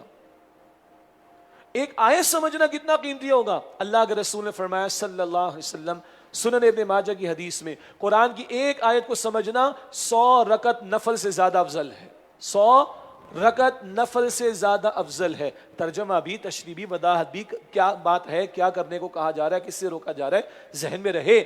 1 آیت کو سمجھنا 100 رکعت نفل سے زیادہ افضل ہے۔ اور میں دل سے آپ کے سامنے عرض کرتا ہوں، انہی مجالس میں ہم نے خدا کی قسم، یہ اللہ کے کلام کا اعجاز ہے، انہی مجالس میں خدا کی قسم ہم نے لوگوں کی زندگیاں بدلتے ہوئے دیکھی، لوگوں کی زندگیاں، مردوں کی، عورتوں کی، بوڑھوں کی، جوانوں کی، خدا کی قسم اٹھا کر میں کہوں اللہ ہماری زندگیاں بھی بدل دے، اللہ ہماری تقدیریں بھی بدل دے، اللہ اس شہر کی تقدیروں کو بدل دے، اللہ اس ملک کی تقدیر کو بدل دے، اللہ اس امت کی تقدیر کو بدل دے۔ آج امت ذلیل ہے قرآن کو ترک کر دینے کی وجہ سے، آج یہ ملک ذلت اور رسوائی میں مبتلا ہے قرآن کو ترک کر دینے کی وجہ سے۔ آج ہم نے آغاز کیا ہے، اللہ تعالیٰ تکمیل تک بھی پہنچائے، یہ رمضان میں یہ قرآن کی بہاریں پورے ملک میں پھیلے اور ایک ایمان کی آبیاری ہو جائے اور ایک اللہ کے سامنے جواب دہی کا احساس پیدا ہو جائے اور ایک اصلاح کا عمل شروع ہو جائے، تو پھر ہم کراچی اور پاکستان کی فکر تھوڑی کریں گے، کشمیر بھی ہم نے لینا ہے، فلسطین کے مسلمانوں کی مدد ہم نے کرنی، برما کی مسلمانوں کی مدد ہم نے کرنی، دنیا کے ظالموں کے ہاتھوں کو ہم نے روکنا ہے، مگر ایمان ہوگا تو کھڑے ہوں گے نا، اس کے لیے بیٹھے ہیں۔ اللہ تعالیٰ اپنی بارگاہ میں اس محفل کو، مجلس کو قبول فرمائے۔ یہ 4 رکوع البقرہ کے مکمل ہوئے، اس کے بعد اب ایک طویل سلسلہ آ رہا ہے، 10 رکوع اور مزید 2 آیات۔ اگلے 10 رکوعوں میں بنی اسرائیل کا ذکر ہے۔ بنی اسرائیل، اب کبھی کبھی بچوں کو، ینگسٹرز کو پریشانی، آج تو ایک ملک کا نام کیا ہے؟ اسرائیل، اور اسرائیل قرآن پاک میں ہے، بنی اسرائیل قرآن پاک میں، فقط اسرائیل قرآن پاک میں۔ او بھائی، اسرائیل لقب ہے یعقوب علیہ السلام کا، اسر ہبریو جس میں اولڈ ٹیسٹمنٹ ہے، عبرانی زبان میں اسر ہبریو میں غلام کو کہتے ہیں، ایل اللہ کو کہتے ہیں، اللہ کا غلام، اللہ کا بندہ۔ عربی میں کہیں گے عبداللہ، انگلش میں کہیں گے سلیو آف اللہ، ہبریو میں کہیں گے اسرائیل، اللہ کا بندہ۔ یہ یعقوب علیہ السلام کا لقب، اور ان کے 12 بیٹے جن میں سے مشہور کون ہیں؟ یوسف علیہ السلام۔ یہ 12 بیٹوں سے آگے پوری نسلیں چلیں، یہ بنی اسرائیل قرار پائے۔ بنی اسرائیل کا ذکر آ رہا ہے، کیوں؟ ہماری عبرت کے لیے، کس کی؟ میری اور آپ کی۔ آج ہم امت مسلمہ ہیں، ان کو معزول کیا گیا اور ہمیں کھڑا کیا گیا تھا، تو بنی اسرائیل کے لیے 10 رکوع پہلے اللہ میں بتا رہا ہے، اور وہ جو مغضوب علیہم یہود، ان کا ذکر آئے گا البقرہ میں۔ ابھی ہم سے خطاب شروع ہوگا بعد میں جا کر، وہ آئے گا آیت نمبر 153 سے انشاءاللہ تعالی، ہم سے وہاں مخاطبت ہوگی انشاءاللہ تعالی۔ ادھر جو ذکر آ رہا ہے وہ بنی اسرائیل کا آ رہا ہے ہماری سبق آموزی کے لیے. پھر نبی علیہ السلام مدینہ شریف میں سورہ البقرہ کا نزول ہو رہا ہے. یہود کے 3 قبیلے بنو قینقاع، بنو نذیر، بنو قریظہ، یہ 3 قبیلے یہود کے وہاں پر موجود ہیں. ان سے بھی ڈائلاگ ہوگا، ان کے لیے بھی بات آ رہی، ان کے مکالمے بھی سامنے آئیں گے ہمارے. یہ پس منظر ذہن میں رکھیے. ان 10 رکوع میں سے جو رکوع ہے البقرہ کا رکوع نمبر 5، یہ گویا کہ اس پورے خطاب کا فاتحہ ہے، اوپننگ. اور بنی اسرائیل کو کہا جا رہا ہے بڑے پیارے انداز سے، دعوت کا اسلوب ہے. تمہاری کتابوں میں آخری پیغمبر کا ذکر موجود صلی اللہ علیہ وسلم، آخری کتاب کا ذکر موجود، قبلے کا ذکر موجود. تم ان کا نام لے کر عربوں سے جنگ کرتے تھے تو دعا کرتے تھے کہ اللہ آخری رسول کو بھیج. اب یہ ذکر آ جائے گا بعد میں انشاءاللہ تعالی. تم جانتے ہو ان کو اپنے بیٹوں کی طرح، تم تو اس انکار نہ کرو، تم تو مانو محمد مصطفیٰ علیہ السلام کی دعوت کو. یہ دعوت ہے اگلے رکوع میں، 5ویں رکوع میں. پھر 9 رکوع میں مزید تفصیل آئے گی، میں عرض کروں گا انشاءاللہ تعالی. ارشاد ہوا، یہ سورۃ البقرہ کی آیت نمبر 40، یا بنی اسرائیل اذکروا نعمتی التی انعمت علیکم، اے بنی اسرائیل یاد کرو میرا وہ احسان جو میں نے تم پر کیا. وَأَوْفُوا بِعَهْدِي أُوفِ بِعَهْدِكُمْ، اور تم میرے ساتھ کیے ہوئے عہد کو پورا کرو اور میں تمہارے ساتھ کیے گئے عہد کو پورا کروں گا، یعنی وعدہ. وَإِيَّايَ فَارْهَبُونَ، اور مجھ ہی سے ڈرتے رہو. ایک نقطہ اور شامل کر لیں، یعقوب علیہ السلام کے 12 بیٹے، نسل چلی بنی اسرائیل. البتہ یہ امت بنے ہیں موسیٰ علیہ السلام کے دور میں. موسیٰ علیہ السلام کے دور میں ایک تورات عطا ہوئی، تب یہ امت قرار پائے، اور ان کے لیے پھر آخری رسول عیسیٰ علیہ السلام بنی اسرائیل کے لیے. اور یہ 14 صدیوں تک نبوت کا سلسلہ ان میں جاری رہا ہے. سینکڑوں ہزاروں انبیاء ہیں، بڑی کتابیں ان کو عطا ہوئیں، بڑی بادشاہتیں ان کو عطا ہوئیں. یہ سارے انعامات اللہ نے ان پر فرمائے تھے، اس بات کو ذہن میں رکھیے گا. تو اللہ فرما رہے کہ اے بنی اسرائیل یاد کرو میرا وہ احسان جو میں نے تم پر کیا، اور تم میرے ساتھ کیے ہوئے عہد کو پورا کرو. میں تمہارے ساتھ کیے ہوئے عہد کو پورا کروں گا. وَإِيَّايَ فَارْهَبُونَ، اور مجھ ہی سے ڈرتے رہو. وَآمِنُوا بِمَا أَنزَلْتُ مُصَدِّقًا لِمَا مَعَكُمْ، اور ایمان لاؤ اس قرآن پر جو میں نے نازل کیا ہے، جو تصدیق کرتا اس تورات کی جو تمہارے پاس ہے. وَلَا تَكُونُوا أَوَّلَ كَافِرٍ بِهِ، اور تم سب سے پہلے اس کا انکار کرنے والے نہ بنو. وَلَا تَشْتَرُوا بِآيَاتِي ثَمَنًا قَلِيلًا، اور نہ بیچ ڈالو میری آیتوں کو تھوڑے سے معاوضے میں. وَإِيَّايَ فَاتَّقُونَ، اور مجھ ہی سے ڈرو. تم اول کفر کرنے والے تو نہ بنو. تم جانتے ہو محمد صلی اللہ علیہ وسلم کو، تم آئے اسی لیے تھے. ان کا ڈائسپورا ہوا تھا، یہ دنیا میں تتر بتر ہوئے تھے. تو کچھ قبائل مدینہ شریف میں اس لیے آباد ہوئے تھے کہ آخری پیغمبر کا ظہور یہاں پر ہوگا. تم جانتے ہو، پہچانتے ہو، انکار تو نہ کرو. انکار کیوں کیا وہ بعد میں تفصیل آئے گی. حسد کی وجہ سے ان کی چودراہٹیں ختم ہو جائیں گی، مگر ان کو کہا جا رہا ہے تم جانتے بوجھتے انکار تو نہ کرو، اور نہ بیچ ڈالو میری آیتوں کو تھوڑے سے معاوضے میں. اللہ اکبر. تمہارا خیال ہے تمہاری سرداریاں چلی جائیں گی، تمہاری چودراہٹ چلی جائے گی، تمہیں ایک منصب ملا ہے وہ چلا جائے گا. یہ دنیا کی محبت کی خاطر تم اللہ کے دین کا سودا کر رہے ہو. وَإِيَّايَ فَاتَّقُونَ، اور مجھ ہی سے ڈرو. وَلَا تَلْبِسُوا الْحَقَّ بِالْبَاطِلِ، اور حق کو باطل کے ساتھ گڑبڑ نہ کرو. وَتَكْتُمُوا الْحَقَّ وَأَنْتُمْ تَعْلَمُونَ، اور جان بوجھ کر حق کو نہ چھپاؤ. یہ کہا جا رہا ہے بالخصوص ان کے علماء کو، بنی اسرائیل کے علماء کو جن کو دنیا محبوب ہو گئی. وہ علماء سو جو دنیا کی محبت میں ڈوبے تو دین کا سودا کیا، اور وہ آیات چھپائیں اور وہ تعلیمات چھپائیں جن میں حضور کی بشارتیں موجود تھیں. ان کو کہا جا رہا ہے جانتے بوجھتے حق کو نہ چھپاؤ. وَأَقِيمُوا الصَّلَاةَ وَآتُوا الزَّكَاةَ وَارْكَعُوا مَعَ الرَّاكِعِينَ، اور نماز قائم کرو اور زکوٰۃ ادا کرو اور رکوع کرنے والوں کے ساتھ رکوع کرو. نماز کیا ہے؟ اللہ کی یاد کا ذریعہ. خوف خدا پیدا ہوگا تو تم حق کا ساتھ دو گے. زکوٰۃ کیا ہے؟ مال کا کم سے کم سالانہ بنیادوں پر اللہ کی راہ میں خرچ کرنا. مال خرچ کرو گے تو مال کی محبت کم ہوگی، سنیے گا، ورنہ یہ مال کی محبت، یہ دنیا کی محبت، یہ منصب کی محبت آڑے آتی ہے حق قبول کرنے میں. تو نماز قائم کرو، زکوٰۃ ادا کرو اور رکوع کرنے والوں کے ساتھ رکوع کرو. ایک مطلب یہ ہے ان کے ہاں سے رکوع ختم ہو گیا تھا، نماز میں بھی ڈنڈیاں ماری، سیدھے چلے جاتے تھے سجدے کے اندر. جماعت کی نماز کا نظام ختم ہو گیا تھا. آج ہمارے دین میں بھی مردوں کے لیے جماعت کی پابندی کو لازم قرار دیا گیا ہے، توجہ رہنی چاہیے. تو رکوع کی پابندی ختم، جماعت کی پابندی ختم ہو گئی تھی، توجہ دلائی گئی. فرمایا اتأمرون الناس بالبر وتنسون انفسکم وانتم تتلون الکتاب، کیا تم لوگوں کو نیکی کا حکم دیتے ہو اور اپنے آپ کو بھول جاتے ہو حالانکہ تم کتاب کی تلاوت بھی کرتے ہو؟ افلا تعقلون، تو کیا تم اتنا بھی نہیں سمجھتے؟ یہ خاص طور پر ان کے علماء سے، کیونکہ ان کی عوام بھی ہماری عوام کی طرح ہو گئی تھی. ان کی عوام کو بھی نہیں پتا تھا کہ ان کی کتاب میں کیا لکھا ہے، جیسے ہماری عوام کی بھی اکثریت ایسی جن کو نہیں پتا کتاب میں کیا لکھا ہے. بعد میں آئیں گے اس نقطے پر. تو یہ خاص ان کے علماء دوسروں کو کہتے ہیں بھائی نیکی کی طرف آؤ، حق کی طرف آؤ. او بھائی تم حق تو قبول کرو، دوسروں کو نیکی کی دعوت دے تو اپنے آپ کو بھول جاتے ہو. حق تو تم قبول کرو کہ تمہیں پتا ہے کہ یہ آخری پیغمبر آگے صلی اللہ علیہ وسلم. ٹھیک ہو گیا. اب میرے اور آپ کے لیے کیا ہے، ہم دوسروں کو نیکی کی دعوت دیں، دوسروں کو خیر کی دعوت دیں اور خود برائی میں لگے رہیں.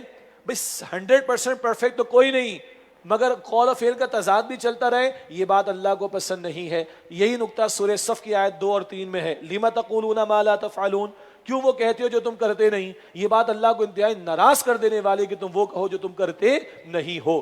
اللہ ہمیں قول و فعل کے تضاد سے بچائے. پہلے یہ دعا میں اپنے لیے کر رہا ہوں، میں جس بات کی دعوت آپ کو تو خود عمل نہ کروں تو میں اللہ کیا مجرم. اللہ مجھے بھی محفوظ رکھے قول و فعل کے تضاد سے، اللہ آپ کو ہم سب کو محفوظ رکھے. افلا تعقلون، تو کیا تم اتنا بھی نہیں سمجھتے.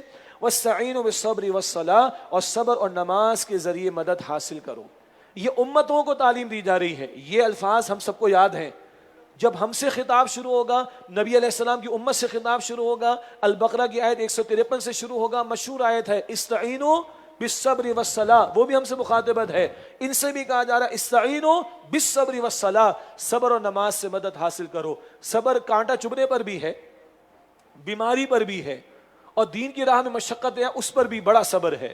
اور ایک بڑا صبر سنیے گا، اس دنیا کی کشش سے اپنے آپ کو روکنا، اس دنیا کی اٹریکشن سے اپنے آپ کو روکنا. یہ دنیا کھینچتی ہے اور دبا دیتی ہے بندے کو، اور دین والے اگر دنیا میں گھسیں گے اور دنیا میں ڈوبیں گے تو دین کا کام کیسے کریں گے. تو ان کے علماء کو بھی کہا جا رہا ہے دنیا کی محبت سے بچاؤ، مال کی محبت سے بچاؤ، اور نماز سے مدد حاصل کرو، صبر سے مدد حاصل کرو.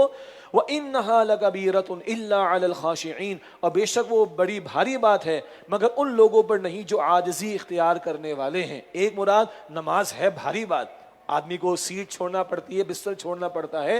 اور ایک مراد نماز و صبر، یہ پورا طرز عمل، دنیا کی محبت سے اپنے آپ کو روکنا، دنیا میں ڈوب جانے سے اپنے آپ کو روکنا، اور نماز کے ذریعے اللہ سے تعلق مضبوط کرنا. ہے مشکل بات، لیکن عاجزی کرنے والوں کے لیے کوئی مشکل نہیں. کون ہے عاجزی کرنے والے؟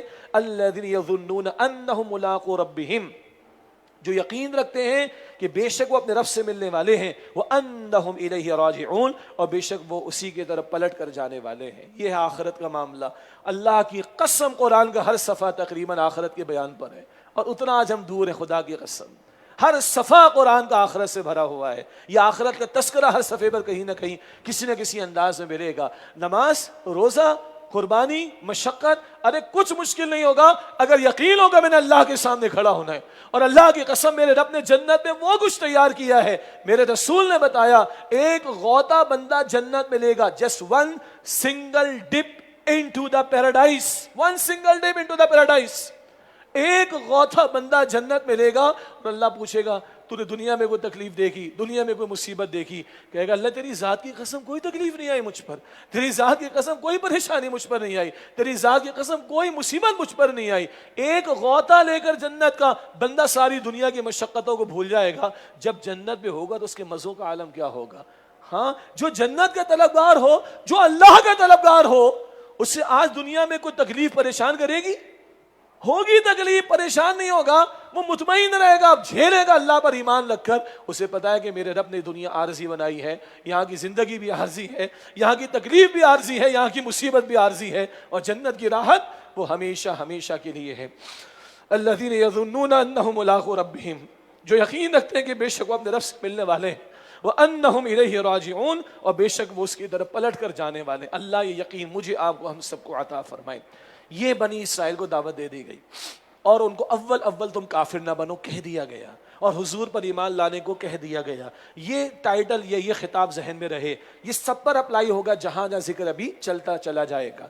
اب اگلے 9 رکوع ہیں بنی اسرائیل کے حالات کا ذکر آئے گا، اور کئی واقعات بہت مختصر 1-2 آیتوں میں آئیں گے. البتہ یہ واقعات تفصیل سے مکی صورتوں میں آ جائیں گے. کیوں؟ پھر وہی بات، 2/3 قرآن نازل پہلے ہو چکا ہے، اور بنی اسرائیل اور موسیٰ علیہ السلام کے حالات 550 سے زیادہ آیات میں قرآن کریم میں آئے. کیوں؟ ہماری عبرت کے لیے. تو یہاں جو واقعات ابھی آ رہے ہیں مختصر ہیں، تفصیل کہاں پر آئے گی؟ بعد کی مکی صورتوں میں انشاءاللہ تعالی. اب ایک بات اور نوٹ کیجئے، اب جو 2 آیتیں آ رہی ہیں 47 48، یہاں سے ان کے بارے میں کلام شروع ہو رہا ہے، اور یہ کلام مکمل ہوگا آیت نمبر 122 123 پر. وہاں بھی یہی 2 آیتیں آئیں گی ذرا سے فرق کے ساتھ. جو 48 اور ادھر 123 ہوگی، ذرا سا فرق ہوگا. جو آغاز میں الفاظ ہیں وہی اختتام پر آئیں گے. اس بریکٹ کے بیچ میں بنی اسرائیل کے تعلق سے کلام آ رہا ہے. ارشاد ہوا یا بنی اسرائیل اذکروا نعمتی التی انعمت علیکم، اے بنی اسرائیل یاد کرو میرا وہ احسان جو میں نے تم پر کیا. وانی فضلتکم علی العالمین، اور بے شک میں نے تمہیں اس وقت کے جہان والوں پر فضیلت عطا فرمائی. یہ اہم نقطہ ہے، اس وقت ان کو فضیلت تھی، یہ چنے گئے تھے، یہ امت مسلمہ تھے. اب نہیں، اب فضیلت امت محمد کے لیے صلی اللہ علیہ وسلم. البتہ اس کے لیے ثبوت پیش کرنا ضروری ہے. تو اس وقت کے جہان والوں پر تمہیں ہم نے فضیلت دی تھی. اگلی آیت میں 4 باتیں ہیں بقول ہمارے استاد کے کہ 4 چور دروازوں پر اللہ نے تالے لگا دیے ہیں، فلاں بچا لے گا، فلاں چھڑا لے گا. سنیے، واتقوا یوما لا تجزی نفس عن نفس شیئا، اور اس دن سے ڈرو جب کوئی شخص کسی دوسرے کے کچھ کام نہ آئے گا. ولا يقبل منها شفاعۃ، اور نہ اس سے کوئی سفارش قبول کی جائے گی، مراد اللہ کے اذن کے بغیر. یہ محتاط ترجمہ ہے. کیوں؟ شفاعت حق تو ہوگی نا انبیاء کی اور امام الانبیاء کی صلی اللہ علیہ وسلم اور نیک لوگوں کی، لیکن یہاں کیا ہے؟ ولا يقبل منها شفاعۃ، اور اذن الہی کے بغیر اس سے کوئی سفارش قبول نہیں کی جائے گی. ولا يؤخذ منها عدل، اور نہ اس سے کسی طرح کا معاوضہ قبول کیا جائے گا. ولا هم ينصرون، اور نہ کسی اور طرح کی ان کی مدد کی جائے گی. نہ کوئی کسی کے کام آئے گا، نہ جھوٹی سفارش چلے گی، نہ معاوضہ قبول کیا جائے گا، نہ کہیں اور سے مدد ملے گی. دنیا میں تو ہوتا ہے نا، یو ایس سے بھی فون آ جاتا ہے، اندرونی معاملہ ہو تو ہائی اپس کا فون آ جاتا ہے، پیسے دے کے چھڑا لیتے ہیں، رشوت دے کے پھنس گیا، رشوت دے کے چھوٹ جا. یہ ہمارے یہاں چلتا ہے، اللہ آگے نہیں چلے گا بھائی. ادھر تو اللہ نے فرعون کو بھی آزادی دی تھی جو چاہے کر لے، اللہ آگے نہیں. یہ سارے چور دروازے بند. ایمان لاؤ، ایمان کے تقاضوں پر عمل کرو تو کل اللہ کے نجات ہے. محض دعووں سے کچھ نہیں ہوتا. اور یہ جھوٹے تم نے جو دروازے دنیا میں کھول رکھے اللہ کی عدالت میں نہیں چلیں گے. اللہ اس دن کے حساب کو، ہم سب کے حساب کو آسان فرمائے. اب فرعون، آل فرعون، بنی اسرائیل، انعامات اور ان کی نافرمانیاں، ایک طویل سلسلہ شروع ہو رہا ہے. وَإِذْ نَجَّيْنَاكُمْ مِنْ آلِ فِرْعَوْنَ يَسُومُونَكُمْ سُوءَ الْعَذَابِ، اور یاد کرو جب ہم نے تم کو آل فرعون سے نجات عطا کی، وہ تمہیں بری طرح اذیت پہنچاتے تھے.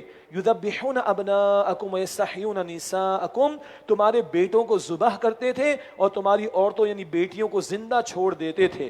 وَفِي ذَلِكُمْ بَلَاءٌ مِّن رَبِّكُمْ عَظِيمٌ، اور اس میں تمہارے رب کی طرف سے بہت بڑی آزمائش تھی. یہ تفصیلات میں بیان نہیں کر رہا، مکی صورتوں میں انشاءاللہ تعالی. واقعات تو سنے ہوئے ہیں، تفسیر آئے گی تو وہاں پر تھوڑا ذکر کر دیں گے انشاءاللہ. وَإِذْ فَرَقْنَا بِكُمُ الْبَحْرَ، اور یاد کرو جب ہم نے تمہارے لیے سمندر کو پھاڑ دیا. بعض نے دریا کا ترجمہ بھی کیا ہے، اس کی ریکنسلیشن یہ ہے کہ یہ ایک رائے کہ ریڈ سی تھا، بحر قلزم، اور وہ خلیج سوئس کے پاس جا کر ذرا ٹوٹ جاتا ہے، ذرا سا ٹوٹ جاتا ہے. تو ایک سمندر کا بھی ترجمہ ٹھیک ہے، دریا کا بھی ترجمہ ٹھیک ہے، اور جو لفظ باہر عربی میں ہے اس کا ترجمہ سمندر کا بھی ہوتا ہے، اس کا ترجمہ دریا کا بھی ہوتا ہے. باقی تاریخی تفصیلات وہ تاریخی کتابوں میں آپ دیکھیے گا. وَإِذْ فَرَقْنَا بِكُمُ الْبَحْرَ، اور یاد کرو جو ہم نے تمہارے لیے سمندر یعنی دریا کو پھاڑ دیا. فَأَنْجَيْنَاكُمْ، پھر تمہیں نجات دی. وَأَغْرَقْنَا آلَ فِرْعَوْنَ وَأَنْتُمْ تَنْظُرُونَ، اور آل فرعون کو غرق کر دیا جبکہ تم یہ سب دیکھ رہے تھے. وَإِذْ وَاعَدْنَا مُوسَىٰ 40 لَيْلَةً، اور یاد کرو جب ہم نے موسیٰ علیہ السلام سے 40 راتوں کا وعدہ کیا. ثُمَّ اتَّخَذْتُمُ الْعِجْلَ مِن بَعْدِهِ، پھر ان کے طور پر جانے کے بعد تم نے بچھڑے کو معبود بنا لیا. وَأَنْتُمْ ظَالِمُونَ، اور تم ظالم بن گئے. سورت کا نام کیا؟ البقرہ. آگے چل کر واقعہ بھی آ جائے گا، مگر ان لوگوں نے بچھڑے کی پوجا پاٹ کی تھی اور بعد میں ان کے دلوں سے بچھڑے کا تقدس نکالنے کے لیے ایک گائے بھی ذبح کروائی گئی تھی، وہ تفصیل آئے گی انشاءاللہ۔ مگر یہ موسیٰ علیہ السلام کے طور پر جانے کے بعد پیچھے بچھڑے کی پوجا پاٹ میں لگ کر مشرک ہو گئے تھے۔ وَأَنْتُمْ ظَالِمُونَ، اور تم ظالم بن گئے۔ ثم عفونا عنکم من بعد ذلک، پھر اس کے بعد ہم نے تمہیں معاف کر دیا، لعلکم تشکرون، تاکہ تم شکر ادا کرو۔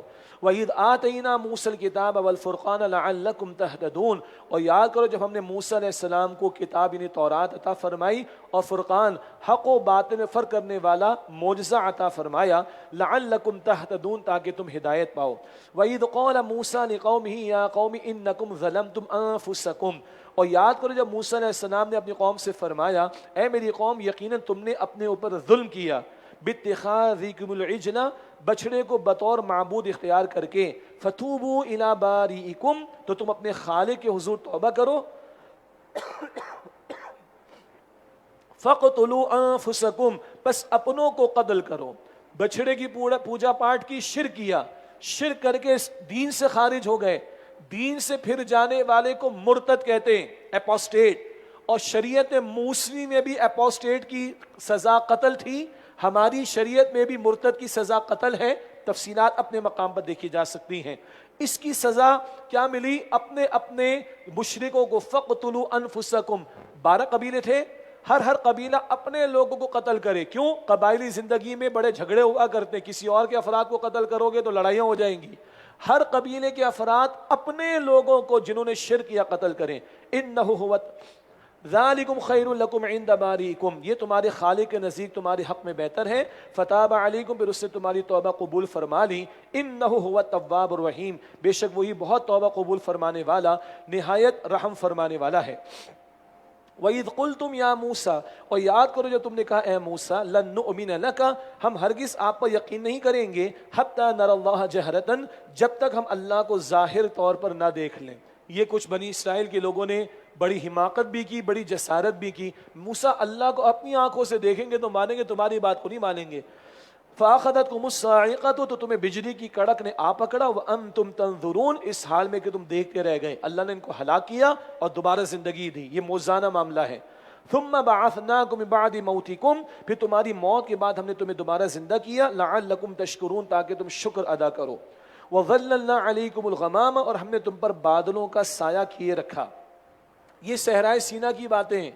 موسیٰ علیہ السلام کے ساتھ انہوں نے، بنی اسرائیل نے انکار کیا کہ آپ کا ساتھ نہیں دیں گے۔ موسیٰ علیہ السلام بھی دنیا سے تشریف لے گئے تھے، یہ 40 برس تک صحرائے سینا میں پھرتے رہے، اس دور کی بات ہے، تفصیلات بعد میں آتی رہیں گی انشاءاللہ۔ وَظَلَّلْنَا عَلَيْكُمُ الْغَمَامَ، اور